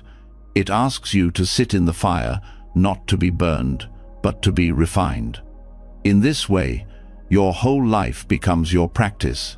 You don't need a separate time to meditate. Every tension, every frustration, every delay becomes a bell, calling you back, asking you to pause, to feel, to listen, to open. This doesn't mean becoming passive. It means becoming engaged in a deeper way. You stop reacting and start relating. You learn to hold discomfort without collapsing. You find stillness not because life is quiet, but because you are present. Even relationships become Dharma gates, especially the hard ones. The people who trigger you, who mirror your blind spots, who challenge your self-image, they are not obstacles to your peace. They are invitations to grow your peace from within, not by fixing them, but by meeting what their presence stirs in you. This doesn't make pain go away, but it makes it meaningful. It stops being random. It becomes purposeful, not as punishment, but as revelation. Every gate reveals where your freedom is still blocked.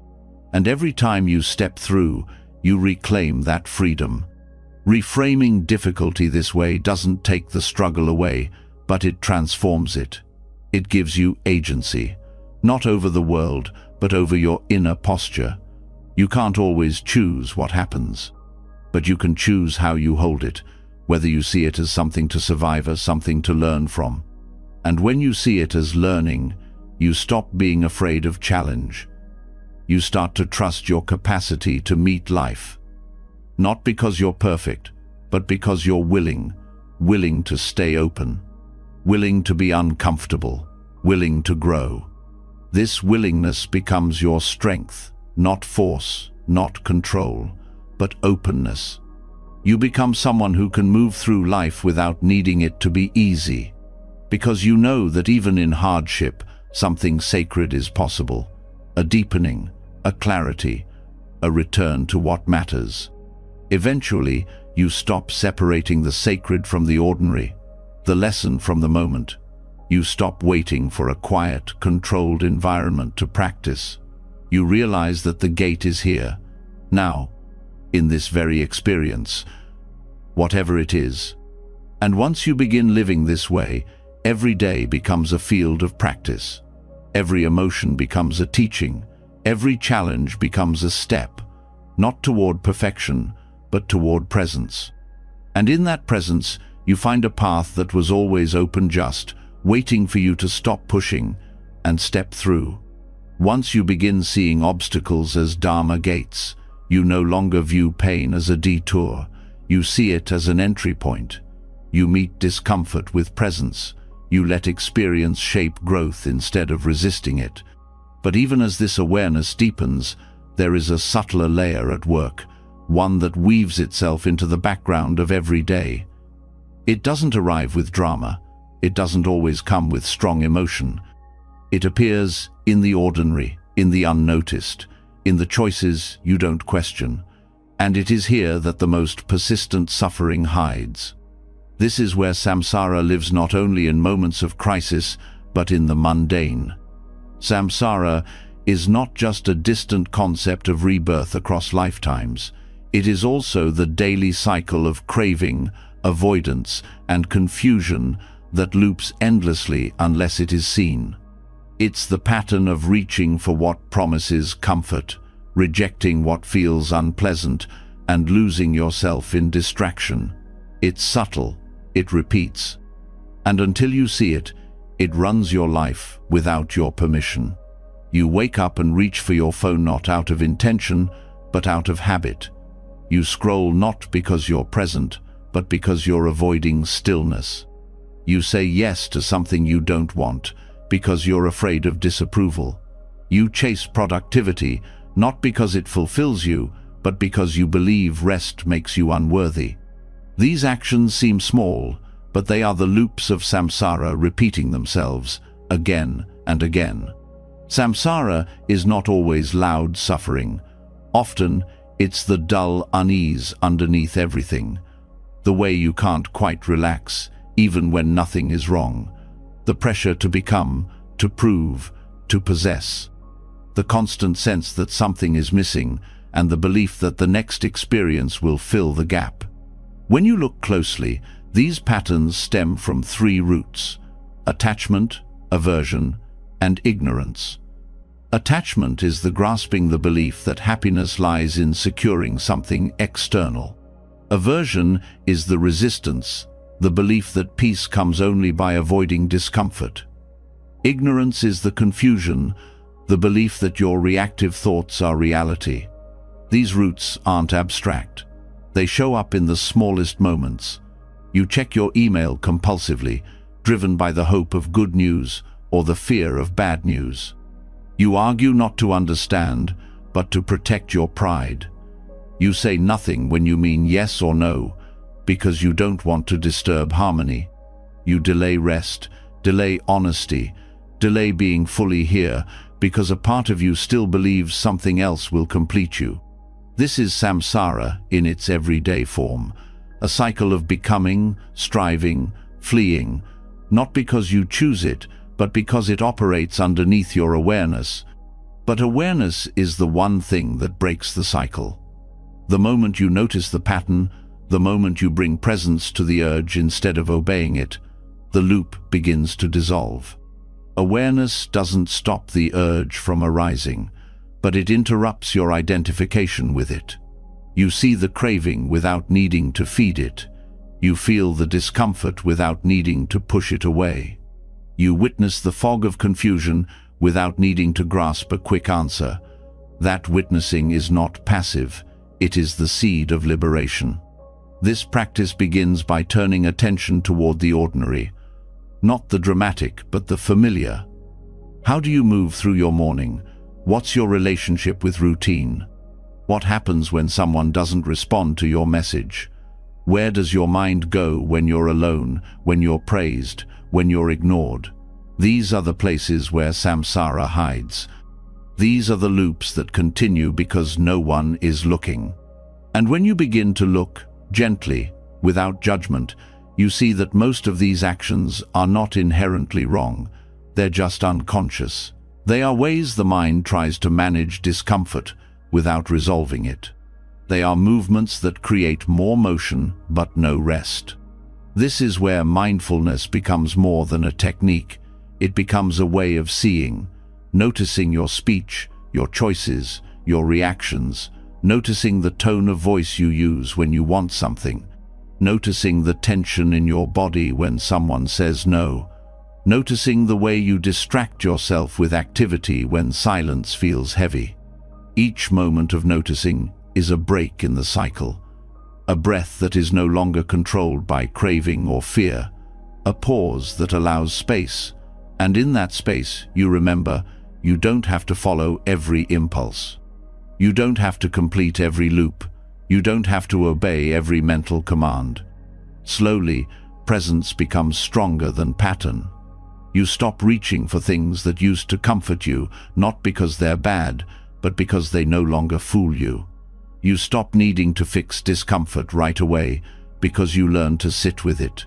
You stop believing every story your mind tells because you begin to see how often those stories are built on fear. Even pleasure changes. You stop clinging to it. You let it arise and pass without trying to hold it still. You learn to enjoy without grasping, to receive without demanding, to love without possessing. This is not detachment in the cold sense. It's freedom, a joy that doesn't depend on holding tight. The same is true for discomfort. You stop fleeing from it. You feel it as energy, not identity. You watch it rise, peak, and fade. And in that watching, you become larger than the pain. Not because you suppress it, but because you meet it without adding resistance. This is how samsara loosens its grip, not by making you special, but by making you present. You stop reacting, and you start relating to everything. Even to your own fear, even to your own longing. This shift requires honesty. You begin to ask different questions, not, how can I get what I want? But, what is driving this action? Not, how can I avoid this feeling? But, what am I unwilling to feel? These questions open the mind. They stop the automatic reflexes. They allow you to respond rather than repeat. And with time, you notice space between stimulus and response. You hear the old voice in your mind, but you don't obey it. You feel the tug of urgency, but you pause. You remember that now is not a means to an end, it is the end itself. Each moment becomes an opportunity to choose presence over pattern, not once, but again and again. You wake up, you forget, you wake up again. This is the path. It is not linear, it is not clean, but it is real. And the more you walk it, the less trapped you feel. You begin to trust that nothing you feel needs to define you, that no thought needs to rule you, that even the deepest habits can shift not through force, but through awareness. This is not about becoming perfect, it's about becoming free. Free from the loops that make life feel smaller than it is, free from the habits that repeat suffering instead of resolving it, free from the trance of daily unconsciousness. Samsara is not somewhere else, and neither is freedom. Both are happening here, in the choices you make with your attention, in the moments you meet without grasping, in the patterns you see and no longer feed. And in those ordinary moments, freedom begins not with a breakthrough, but with a breath, with the decision to be here, fully, gently, awake.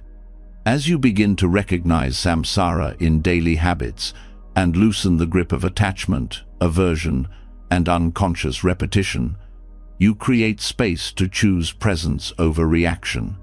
You start noticing the gaps between what is and what the mind wishes it would be. Yet even as you grow more present and aware, another kind of tension begins to surface, one that has no clear resolution, no tidy ending, and no easy release.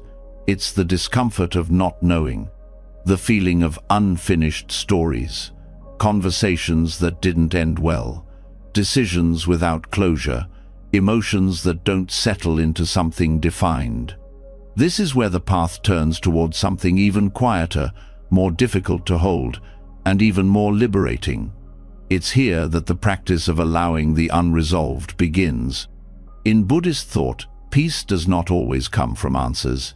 It often arises from the willingness to let go of the need for them. The search for closure is deeply human. You want to know why something happened. You want certainty before moving on. You want to label the story and file it away. But many aspects of life offer no such clarity. There are relationships that drift apart with no explanation, emotions that arise without cause, life events that never make logical sense, and the more you demand resolution, the more unease grows. The habit of seeking closure is really the desire to escape uncertainty. You want something solid to stand on. You want the discomfort of ambiguity to end. You want to organize the mess into a meaning you can live with. But this grasping for finality becomes another form of suffering. It keeps you waiting for peace instead of allowing peace to arise within the unknown. Letting go of closure doesn't mean you stop caring. It means you learn to care differently. You hold the open-ended experience without forcing it to resolve. You learn to sit with the knot without untying it. You stop trying to finish what was never yours to complete. This is not indifference. It's maturity. The maturity to stay present even when the mind doesn't get what it wants. The maturity to stop insisting on clear answers where none exist. The maturity to feel fully without needing a conclusion. Much of the discomfort around the unresolved comes from the mind's craving for control. When something is left open, the mind spins. It fills the silence with stories. It revisits the event over and over, trying to rewrite the ending. It imagines alternative outcomes, but these mental loops only deepen the sense of separation from the present moment. Awareness offers a different path. Instead of feeding the story, you learn to meet the feeling underneath it. Maybe it's grief, confusion, longing, or regret. You let yourself feel that energy without demanding that it resolves. You stay with the rawness of the experience. And slowly, the grip loosens not because the situation changed, but because your relationship to it did. Some things are unresolved because they are incomplete. Others are unresolved because they are complete in ways the mind won't accept. There is no way to tell the difference from thought alone. But presence helps you recognize what no amount of thinking ever could, that the experience itself was enough. It does not need to end in a story that makes sense. The need for closure is also tied to identity. When something ends unexpectedly or without explanation, the self-image feels threatened. You wonder what it says about you. You question your choices. You replay what you could have done differently. This keeps you trapped in a loop, trying to protect a version of yourself that cannot be protected. Letting go of closure means you let go of the need to make it about you. You allow the mystery. You allow that some people leave without answers, that some emotions rise without meaning, that some phases of life dissolve without a final word. And rather than resisting, you learn to breathe within the unknown. This is a profound shift. It changes how you relate to the past. Instead of rewriting or resolving it, you begin to honor it as it was, without needing to shape it into something more comfortable. You acknowledge that life is not a narrative with a clean assets, a field of unfolding moments, some complete, others not. Practicing this tolerance for the unresolved can begin in small ways. When an interaction feels unfinished, notice the urge to fix it. Pause. Let the discomfort be there. Feel what arises in your body. Is there a tightness, a sadness, an urgency? Stay with it. Let it pass through. Don't rush to send the text, to ask for explanation, to make it right. Stay with the energy that's already here. Over time, this teaches you that not every moment needs to be closed. Some things are better left open, like a window that lets air move through. The openness itself becomes the healing. It gives space for new insight, new feelings, new layers of growth to emerge. This also applies to emotions. Some emotions don't resolve on schedule. They linger, they return in waves, and the more you try to end them, the more pressure builds. But when you allow yourself to feel without needing the emotion to vanish, the resistance melts. The emotion may still be there, but you're no longer fighting it. This kind of presence builds deep trust. Trust in life's unfolding, trust in your capacity to meet it, trust that you don't need every question answered to move forward, that you don't need full understanding to rest in peace. It also brings gentleness. You stop blaming yourself for not having closure. You stop demanding it from others. You begin to hold the open-ended moments with kindness. You give yourself permission to not know. You stop calling the lack of resolution a failure. Allowing the unresolved teaches patience. You learn that some clarity comes only with time, and some never comes at all. And in either case, you're still whole. You're still here. You're still allowed to keep living, loving, and growing without tying every loose end. There's a kind of freedom that comes from letting go of resolution. You begin to see that the moment is not less valid just because it lacks a conclusion. You allow space for mystery, for complexity, for the sacredness of not knowing. This becomes a new way of being. You meet life as it comes, not as you planned. You stop trying to shape every moment into a conclusion. You stay open, even when things don't make sense. And in that openness, peace begins to arise not from certainty, but from surrender. You learn to hold the silence between words, the pauses between phases, the spaces where nothing is decided. You begin to appreciate the beauty of questions that stay open, and that appreciation becomes a form of healing, a way of making peace with life, exactly as it is unfinished, mysterious, and deeply alive. Allowing the unresolved to exist without forcing answers opens the heart in unexpected ways. It teaches patience, trust, and the deep understanding that peace doesn't come from closure, it comes from presence. But even as this presence deepens, another pattern may quietly emerge. It often wears the mask of care. It speaks in the language of kindness. It seems noble and selfless. Yet beneath it lives a form of resistance, the urge to fix someone else's pain, so you don't have to feel your own discomfort in witnessing it. This is where the subtle art of compassion without rescue begins. To care for someone without needing to rescue them is one of the most difficult and sacred aspects of spiritual maturity. It asks you to show up fully, to remain present with suffering, not just your own, but the suffering of others, without grabbing for control. It challenges the belief that love means solving, that presence requires action, that support is only real when it looks like intervention. Often, what we call helping is an unconscious attempt to relieve our own anxiety. We see someone in pain and feel immediately responsible.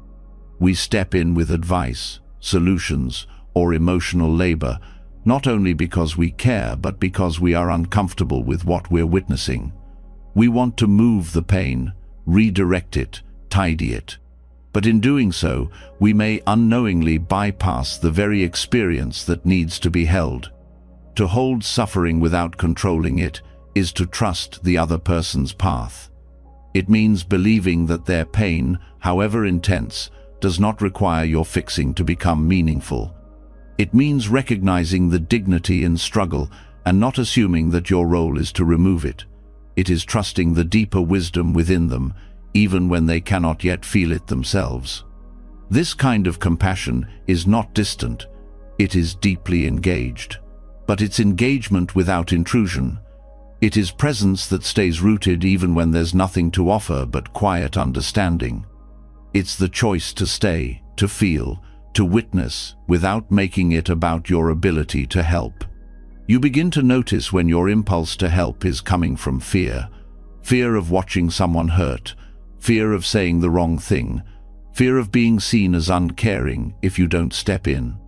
These fears, left unchecked, become control. The helping becomes about you, not them. And often, what people in pain most need is not your solutions. They need your stillness, your groundedness, your belief in their capacity to move through it.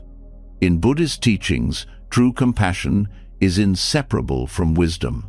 Wisdom knows that no one can be saved from their own process. Wisdom sees clearly that suffering is not a flaw to fix, but a human experience to hold. Compassion without wisdom leads to burnout, overfunctioning, and attachment to outcome. Wisdom without compassion becomes cold or withdrawn. The path is in their union. When you begin practicing this balance, it can feel unfamiliar.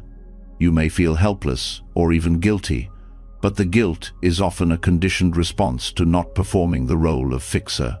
Society often rewards action over stillness, advice over listening, direction over presence. But spiritual care asks for something deeper than performance. It asks for your being. You sit with someone in pain and say nothing, not because you don't care, but because you care enough not to interrupt what is unfolding. You let their tears come without rushing to wipe them away. You let silence stretch without filling it. You let them be exactly as they are, without pushing for change. This is not passivity. It is a kind of fierce love, the love that believes in their wholeness even in their breaking. This practice also transforms your relationship to boundaries. You no longer offer yourself beyond your capacity. You no longer confuse self-sacrifice with service. You recognize when helping has turned into control, and you step back, not to abandon, but to return to clarity. You may notice how certain relationships rely on your over-functioning. Perhaps you've always been the one who fixes, explains, absorbs. But once you begin to pull back from rescuing, dynamics shift. Some may resist, some may accuse, some may withdraw. This too is part of the process. You are no longer participating in the cycle that keeps them disempowered. You are no longer rescuing them from their own capacity to grow. Compassion without rescue honors sovereignty. It sees the person in front of you not as someone to be saved, but as someone to be seen. It respects their timing, their decisions, even their mistakes. It stands beside them, not above them. And it offers warmth without agenda. In this way, your energy stays clean. You are not drained by their suffering because you are not carrying what isn't yours. You are not overwhelmed because you are not managing their emotional world. You are present, receptive, clear. This presence also has a profound effect on the one being held. When someone feels seen without being fixed, they begin to trust themselves. They begin to listen inward instead of seeking outward. They begin to touch their own clarity, not because it was given to them, but because it was reflected back. You stop being the source of their healing and become a mirror for it, a space where they can hear themselves, where they can feel their pain without being rushed through it. This kind of holding is rare and deeply transformative. It requires that you become comfortable with not knowing what to do, with not having the perfect words, with not getting thanked or acknowledged. Your presence becomes the offering, not your insight, not your solutions, not your ability to soothe, just your willingness to stay. And this willingness must be grounded in your own practice, because to hold suffering without control, you must know how to hold your own pain. You must have met your own fear, your own sadness, your own helplessness without turning away. That inner work becomes the ground from which real compassion grows. Over time, this practice reshapes your understanding of service. You stop seeing yourself as the answer. You become a presence that allows others to find their own. You become someone who trusts the intelligence of pain, the necessity of discomfort, the timing of healing. You begin to feel peace even in the presence of suffering, not because it stops hurting, but because you're no longer resisting it. You are no longer trying to force change before readiness. You are no longer inserting yourself where only stillness belongs. This is not detachment. It is devotion without possession, love without strategy, support without control.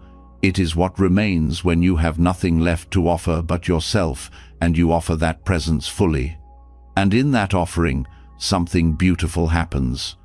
You realize that just being there, without fixing, without fleeing, without controlling, is more powerful than anything you could have said or done. It is the space where healing begins, not because you made it happen, but because you allowed it to. When you stop rescuing others and begin holding their pain without controlling it, something profound begins to shift, not only in how you relate to them, but in how you relate to your own inner world. You start to notice how often your thoughts, emotions, and sensations rise like waves demanding action. The same impulse that once rushed in to fix someone else now shows itself in how you try to manage, fix, or avoid your own discomfort. The mind becomes narrow, reactive, confined. But there is another way to meet what arises without shrinking or tightening, a way that is not about controlling what passes through your awareness, but expanding the space that holds it. This is the practice of cultivating a mind like the sky. In Tibetan teachings, this metaphor points to a spacious quality of awareness zone that does not resist, judge, or cling to anything that appears. Thoughts come and go like clouds. Emotions rise and fall like storms. Sensations appear and dissolve like bursts of wind. But the sky itself remains untouched, open, vast. The sky doesn't argue with the weather. It doesn't demand clarity. It doesn't identify with what passes through it. It simply allows. When you practice this kind of awareness, you stop trying to fix every thought. You stop chasing every emotion for meaning. You stop pushing away what's uncomfortable. Instead, you shift your focus from the content of experience to the space around it. That shift is where freedom begins. Most people live with a mind that feels small, defined by thoughts, boxed in by emotion. You identify with the story your mind is telling and contract around it. If the thought says, "You're not good enough," the body tightens. If a difficult feeling arises, you assume it means something is wrong. The mind resists, and in that resistance, suffering deepens. But when you begin to rest in the sky-like quality of mind, the experience changes. You don't try to stop the thought. You don't try to replace it. You don't try to silence it. You simply notice it arise in a space that is much larger than the thought itself. You watch it like a cloud floating through vastness. And just like a cloud, it changes shape. It passes. It loses its grip. The same goes for emotions. Fear may rise, and instead of collapsing into it or trying to analyze it, you notice it. You feel the sensations in the body. You breathe with it. You hold it in open awareness, without shrinking. And slowly, fear becomes energy rather than identity. It doesn't define you, it passes through you. This kind of spaciousness doesn't mean detachment or distance. It means inclusion without entanglement. You include what arises without letting it pull you out of the sky. You don't become the cloud. You remain the space that sees it. This requires training. The default tendency of the mind is to contract around strong experience. It rushes into reaction. It grabs for distraction or explanation. But every time you pause, every time you choose to observe instead of react, you strengthen the capacity to stay open. You build trust in your own awareness. You begin to believe that you can hold whatever arises without falling apart. One way to practice this is through labeling. When a thought arises, simply note it, thinking. When an emotion arises, name it gently. Sadness, anger, joy. You're not analyzing, you're witnessing. You're creating space between awareness and the object of awareness. That space is the sky. Another method is to focus on the breath, not to control it, but to feel it as an anchor within the body. The breath becomes a doorway into presence. And as you stay with it, you begin to notice the mind's habits without following them. You remain still even as thoughts move through. This stability allows you to respond rather than react. It gives you room to choose. The thought of blame may arise, but you don't speak from it. The impulse to shut down may surface, but you don't collapse into it. The discomfort may grow, but you don't flee. You hold steady. You let the weather pass. Spacious awareness also helps you see through illusion. Many thoughts and emotions feel urgent when they appear. They demand attention, interpretation, reaction. But from the sky of awareness, you begin to see how quickly they change, how unreliable they are as guides to truth. What felt like certainty becomes doubt. What felt overwhelming becomes soft. Not because you fixed it, but because you let it move. The sky does not need to manage the clouds. It does not resist the storm. It does not cling to the sun. It receives everything equally, without preference. When you begin to live from this space, you become less caught in comparison, less pulled by craving, less paralyzed by fear. You begin to live with ease, not because life is easier, but because you are no longer resisting every shift. This does not make you passive. It makes you clear. You still take action. You still speak, choose, create. But your action comes from space, not reactivity. It comes from clarity, not compulsion. You move with the flow of things rather than against them. Over time, you begin to experience yourself differently. You are not your thoughts. You are not your pain. You are not your confusion. You are the space that sees, the awareness that includes, the openness that holds. Even joy becomes more sustainable, not because it lasts longer, but because you're not clinging to it. You enjoy it as it passes through, like sunlight moving across the sky.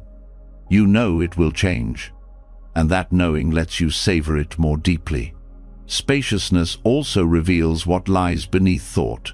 When the chatter quiets, even for a moment, there is something still, clear, and kind beneath it.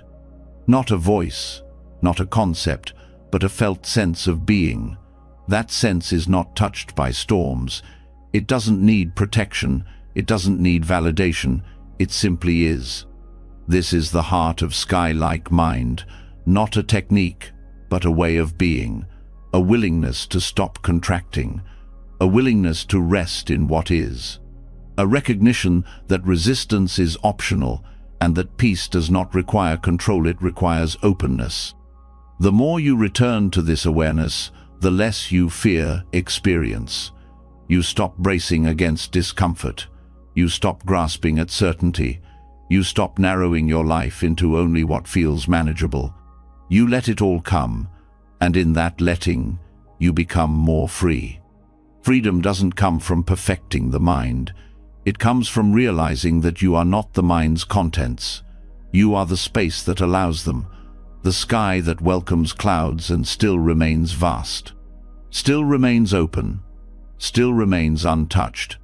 This is not something you need to achieve. It's something you remember, over and over, in each breath, in each moment, in each choice to witness, instead of resist. The more you return to it, the more it returns to you, until eventually you stop looking for peace and simply recognize that peace is the space in which everything already moves. As the mind begins to expand like the sky, holding thoughts and emotions without shrinking around them, something else quietly becomes visible. A deeper attachment, subtler than grasping at thoughts or resisting feelings. It's the attachment to the one who is experiencing them, the sense of self who reacts, who owns, who narrates. The identity that says this is happening to me, or this says something about who I am. Even when thoughts are let go and emotions are allowed to pass, this core belief often remains untouched. The belief in a fixed self, a solid me. But this too can be released. In Buddhist teachings, this insight is known as anatta, the truth of non-self. It is not the denial of your existence, but the realization that what you call the self is not as fixed or independent as it seems. That the I you protect, perform, and defend is not a single, unchanging thing, it is a process. A collection of habits, thoughts, feelings, and memories that arise and pass just like everything else. You begin to notice how often this self is the center of tension. Someone criticizes you, and a part of you flares up not only because of the words, but because your self-image feels attacked. A plan fails, and the narrative of "I am not good enough" takes over. You succeed, and the mind rushes to strengthen the identity of being valuable. The self keeps rearranging itself to maintain a consistent story, but the story is never complete, and it always needs protecting. Letting go of this identity doesn't mean becoming empty or disconnected. It means loosening the need to constantly define yourself. It means no longer filtering every experience through the lens of who you think you are or who you think you should be. It means resting in what is here without layering it with interpretation. You start to see that many reactions are not responses to reality, but to the story the self is telling. The embarrassment isn't in the moment, it's in how the mind says others now see you.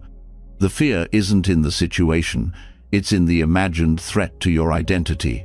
The craving isn't for the object, it's for the validation it promises. Once you begin to recognize these patterns, you stop taking them so personally.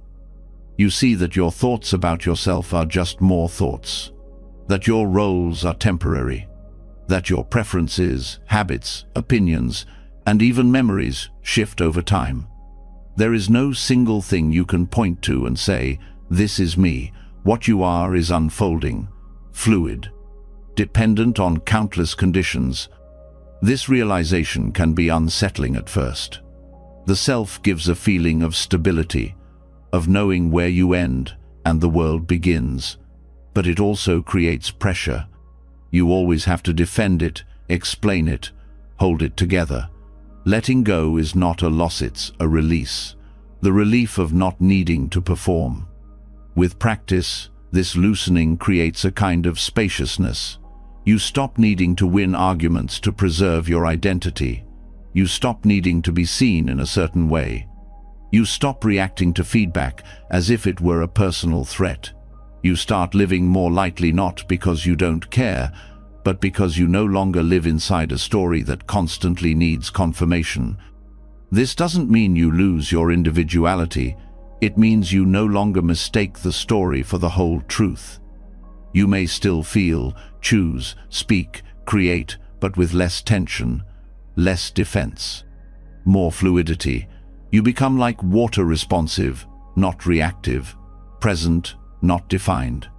In daily life, this looks like noticing when the self contracts, when it says, "I can't let them think that about me," or "I have to prove myself," or "this always happens to me."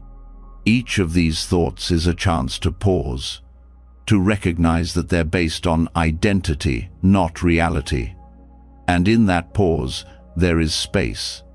Space to let the thought pass, to stay with the breath, to respond from awareness, not identity. Relationships change as well. When you're no longer building a self through comparison or validation, you stop needing others to confirm your worth. You listen more, you argue less. You let people be as they are, without needing their behavior to reflect something about you. This is not detachment, it's connection without ego, care without control. Even your relationship with the past softens. You stop needing to keep the story coherent. You stop clinging to what you've been or fearing what that means for who you are. You realize that growth isn't about changing the self, it's about seeing through it, letting it dissolve where it no longer serves. This insight is not a belief to adopt, it is something to experience directly, and it's felt most clearly in moments of quiet, when the mind slows, when identity isn't being reinforced, when you are simply present, aware, without commentary. In that silence, there is no solid self, just breath, sensation, stillness. Returning to this space again and again, the need to be someone loosens. You don't disappear. You don't dissolve into nothing. You simply stop holding so tightly. And what's left is something truer than any story, a presence that doesn't need to be named. From this place, life becomes more fluid. You meet change without resistance because there's no fixed self to defend. You feel emotions without making them personal. You act without needing to perform. You experience each moment as new, not filtered through identity, but fresh and full. This kind of freedom isn't about transcending humanity. It's about becoming more human, more real, more open, more connected. The walls drop, the masks fall away. You become simple again. Just awareness meeting experience, just presence flowing through the day. And in this simplicity, suffering decreases. Not because pain vanishes, but because the one who resists it softens. The one who takes it personally fades. The experience remains, but the suffering does not. You feel more, but you struggle less. This is the quiet gift of anatta, the relief of not being trapped in a fixed self, the joy of not needing to be anything but here, the freedom of letting life unfold without writing your name across every page. You stop being the center of every scene, and in that shift, life becomes wide again, full, gentle, alive. As the sense of a fixed self begins to loosen, the struggle to constantly defend, define, and preserve your identity starts to dissolve. You no longer react from the fear of losing control over who you think you are. Instead, there's more space to meet life with openness. But even as identity softens, there's another challenge that often arises. Without the need to cling to a solid me, the question becomes, how do you act? How do you engage with life? If you no longer operate from a fixed narrative, how do you find the balance between doing and letting go, between showing up and surrendering? This is where the middle way becomes essential. The middle way is one of the most foundational teachings in Buddhism, but it's often misunderstood as neutrality or compromise. In truth, it's far more alive than that. It is a dynamic, moment-to-moment discernment, a living balance between extremes. It is the art of knowing when to act and when to let go, when to apply effort and when to release control, when to speak and when to stay silent. It is not status, it flows with the conditions of the moment, always rooted in awareness. The two extremes it avoids are control and passivity. Control tries to dominate life. It operates from fear, clinging, and resistance. It wants things to unfold a certain way and resists any deviation. It tries to force outcomes, manage others' emotions, and avoid uncertainty. On the other side, passivity pulls away from responsibility. It pretends that surrender means checking out. It masks disengagement as peace. It withholds effort not from wisdom, but from avoidance. Both extremes create suffering. Control exhausts you. It tightens the body, narrows the mind, and burns out the heart. You begin to believe that if you stop holding everything together, it will all fall apart. But in this grasping, you lose connection with the present. You become trapped in managing what cannot be managed. Every moment feels like a problem to solve, not an experience to meet. Passivity, on the other hand, numbs you. It hides behind phrases like, "it doesn't matter," or "whatever happens, happens," when in fact there is still fear underneath. Fear of failure, fear of responsibility, fear of showing up fully. So you withdraw. But passivity isn't peace, it's retreat. It may look calm, but it leaves you disconnected from your own potential to respond with care and purpose. The middle way offers something entirely different. It teaches that wisdom does not live in extremes. It lives in the subtle, changing edge between effort and ease. It lives in presence that listens, then moves accordingly. It is engagement without grasping, surrender without collapse. This kind of balance can only come through direct experience. It's not a belief, it's something you feel in your body. When you're trying too hard, the breath shortens, the muscles tighten. When you're checked out, your energy sinks, your awareness blurs. But when you are aligned with the middle way, there is clarity and responsiveness. There's alertness without anxiety, intention without strain. You start to notice this in small ways. When speaking, are you forcing your point or avoiding it altogether? When making decisions, are you overanalyzing or giving up? When emotions arise, are you clamping down or drifting into indifference?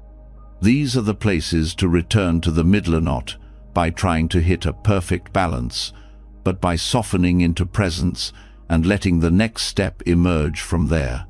The middle way also teaches you to work with your habits gently. Instead of trying to control your tendencies or suppress them, you bring awareness to them. You watch their pattern, you feel their momentum, and from that awareness you begin to shift. Not by fighting yourself, but by inviting a different way. This path honors both discipline and rest, both strength and tenderness. It knows there is a time to stand firm and a time to yield. It teaches that letting go is not the same as giving up, and that showing up is not the same as control. In daily life, this means approaching each task with full presence, but without clinging to results. You clean the house not to achieve perfection, but to care for your space. You have a difficult conversation not to fix someone, but to connect honestly. You meditate not to reach a goal, but to return to awareness. And when outcomes don't match your hopes, you meet that too, from the middle. You feel the disappointment, but you don't collapse. You notice the urge to blame, but you don't feed it. You stay with what is, gently adjusting, letting go where needed, re-engaging where wise. The middle way is not a rigid middle point between two poles. It's not 50% action and 50% surrender. It is about seeing clearly what is needed now, in this moment, with these conditions. Sometimes that means fierce action, sometimes it means deep rest. What matters is that it comes from awareness, not fear or habit. This path also helps you relate differently to challenges. When something difficult arises, control tries to fix it immediately, and passivity tries to avoid it. But the middle way meets it with curiosity. It asks, what's needed here? What can be done with care? What can be released? There is space for feeling, space for pausing, space for thoughtful movement. In your relationships, this means holding boundaries without harshness and offering love without losing yourself. It means listening without needing to fix and speaking truth without trying to control the outcome. It means not hiding in comfort or pushing through pain without regard for the cost. Even in your inner life, the middle way is vital. You stop criticizing yourself for not being spiritual enough. You stop pushing to get everything right. You also stop abandoning your practice when things get uncomfortable. You stay with yourself not perfectly, but steadily, with compassion, not judgment. This middle ground becomes a refuge. You are no longer pulled from one extreme to the other. You begin to trust the unfolding of your life, not because you've given up control, but because you've stopped needing it. Not because you're passive, but because you've stopped believing that force is the only way to move forward. You live more softly, more clearly, more fully. And this softness is not weakness. It is what allows you to adapt, to flow, to stay rooted when conditions change. It's what lets you hold both joy and sorrow without collapsing. It's what helps you meet each moment without needing it to be anything other than what it is. The middle way is not just a teaching, it's a way of being, a way of living without extremes, a way of staying connected without clinging, of letting go without disappearing. And as you walk it, moment by moment, you begin to discover a new kind of strength. The strength of being here fully, of meeting life exactly as it is, with wisdom, with presence, with heart. Living the middle way dissolves the false idea that you must choose between pushing too hard and withdrawing completely. It shows that peace is not passive and effort is not always control. It teaches you to move with life rather than struggle against it. But as you continue walking that balanced path, one virtue becomes essential, not glamorous, not loud, but quietly powerful. Without it, all inner growth stalls. Without it, awareness collapses when conditions aren't ideal. It is the strength to remain steady when the mind wants to escape. That strength is patience. In many teachings, patience is mistaken for endurance, something passive, a willingness to wait things out or tolerate discomfort until it goes away. But in Buddhist practice, patience is never resignation. It is an active, a deep, conscious refusal to be pushed around by reactivity. It is not simply the absence of reaction, it is the presence of courage. True patience is heroic because it goes against every instinct that tells you to rush, resist, or control. It requires strength to stay with discomfort without turning it into a problem. To remain in the moment without demanding it be different. To hold space for tension, for difficulty, for others' behavior, and for your own imperfection without collapsing into judgment. You practice patience when you feel the urge to interrupt but choose to listen. When you sense anger, rise and breathe instead of lashing out. When a situation doesn't resolve quickly and you remain open instead of tightening with frustration. Each of these moments is an act of inner discipline, not passivity. Patience also breaks the illusion of immediacy, the belief that you must have relief now, that progress should be fast, that insight should be constant. It unravels the story that if something takes time, it's not working. But growth that endures is slow. Change that matters is subtle. Insight that liberates arises through ripening, not rushing. In this way, patience protects your practice. You may sit in meditation and feel nothing shift for days. You may face the same emotion for weeks without clarity. You may speak with care and receive no response. Without patience, you abandon the path. With patience, you stay not because the result is guaranteed, but because the process is sacred. Patience creates space for awareness to deepen. Without it, you interrupt your own unfolding. The mind says, "This is taking too long," and tries to escape. But with patience, you stop measuring your experience by time. You stop needing constant change. You learn to stay in the experience itself without needing it to entertain or reward you. This becomes especially important when dealing with others.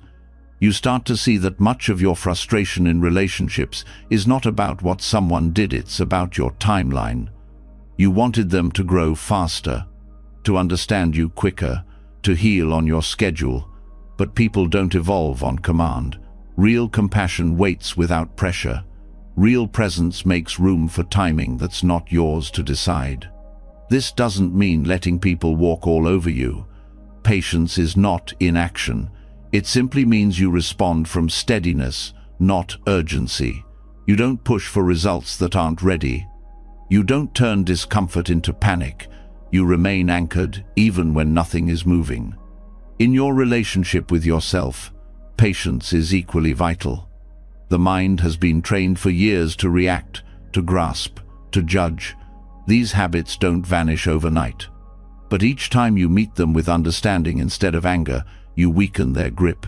Each time you fail and stay kind, you break the pattern of self-harm. This too is patience. Patience is what lets you stay in discomfort without adding resistance. The discomfort may not change quickly, but the suffering caused by resisting it starts to fade. You begin to notice the texture of the feeling. Instead of just trying to get rid of it, you start to relate to pain instead of fighting it. and that shift is profound. Even joy is affected. Without patience, you miss the slow joy of subtle moments, the quiet beauty of being with someone without needing anything, the deep contentment that grows not from intense pleasure, but from quiet presence. These moments take time to feel. Patience makes them visible. Patience also transforms ambition. You stop measuring your path by how far you've come. You start to measure it by how present you are.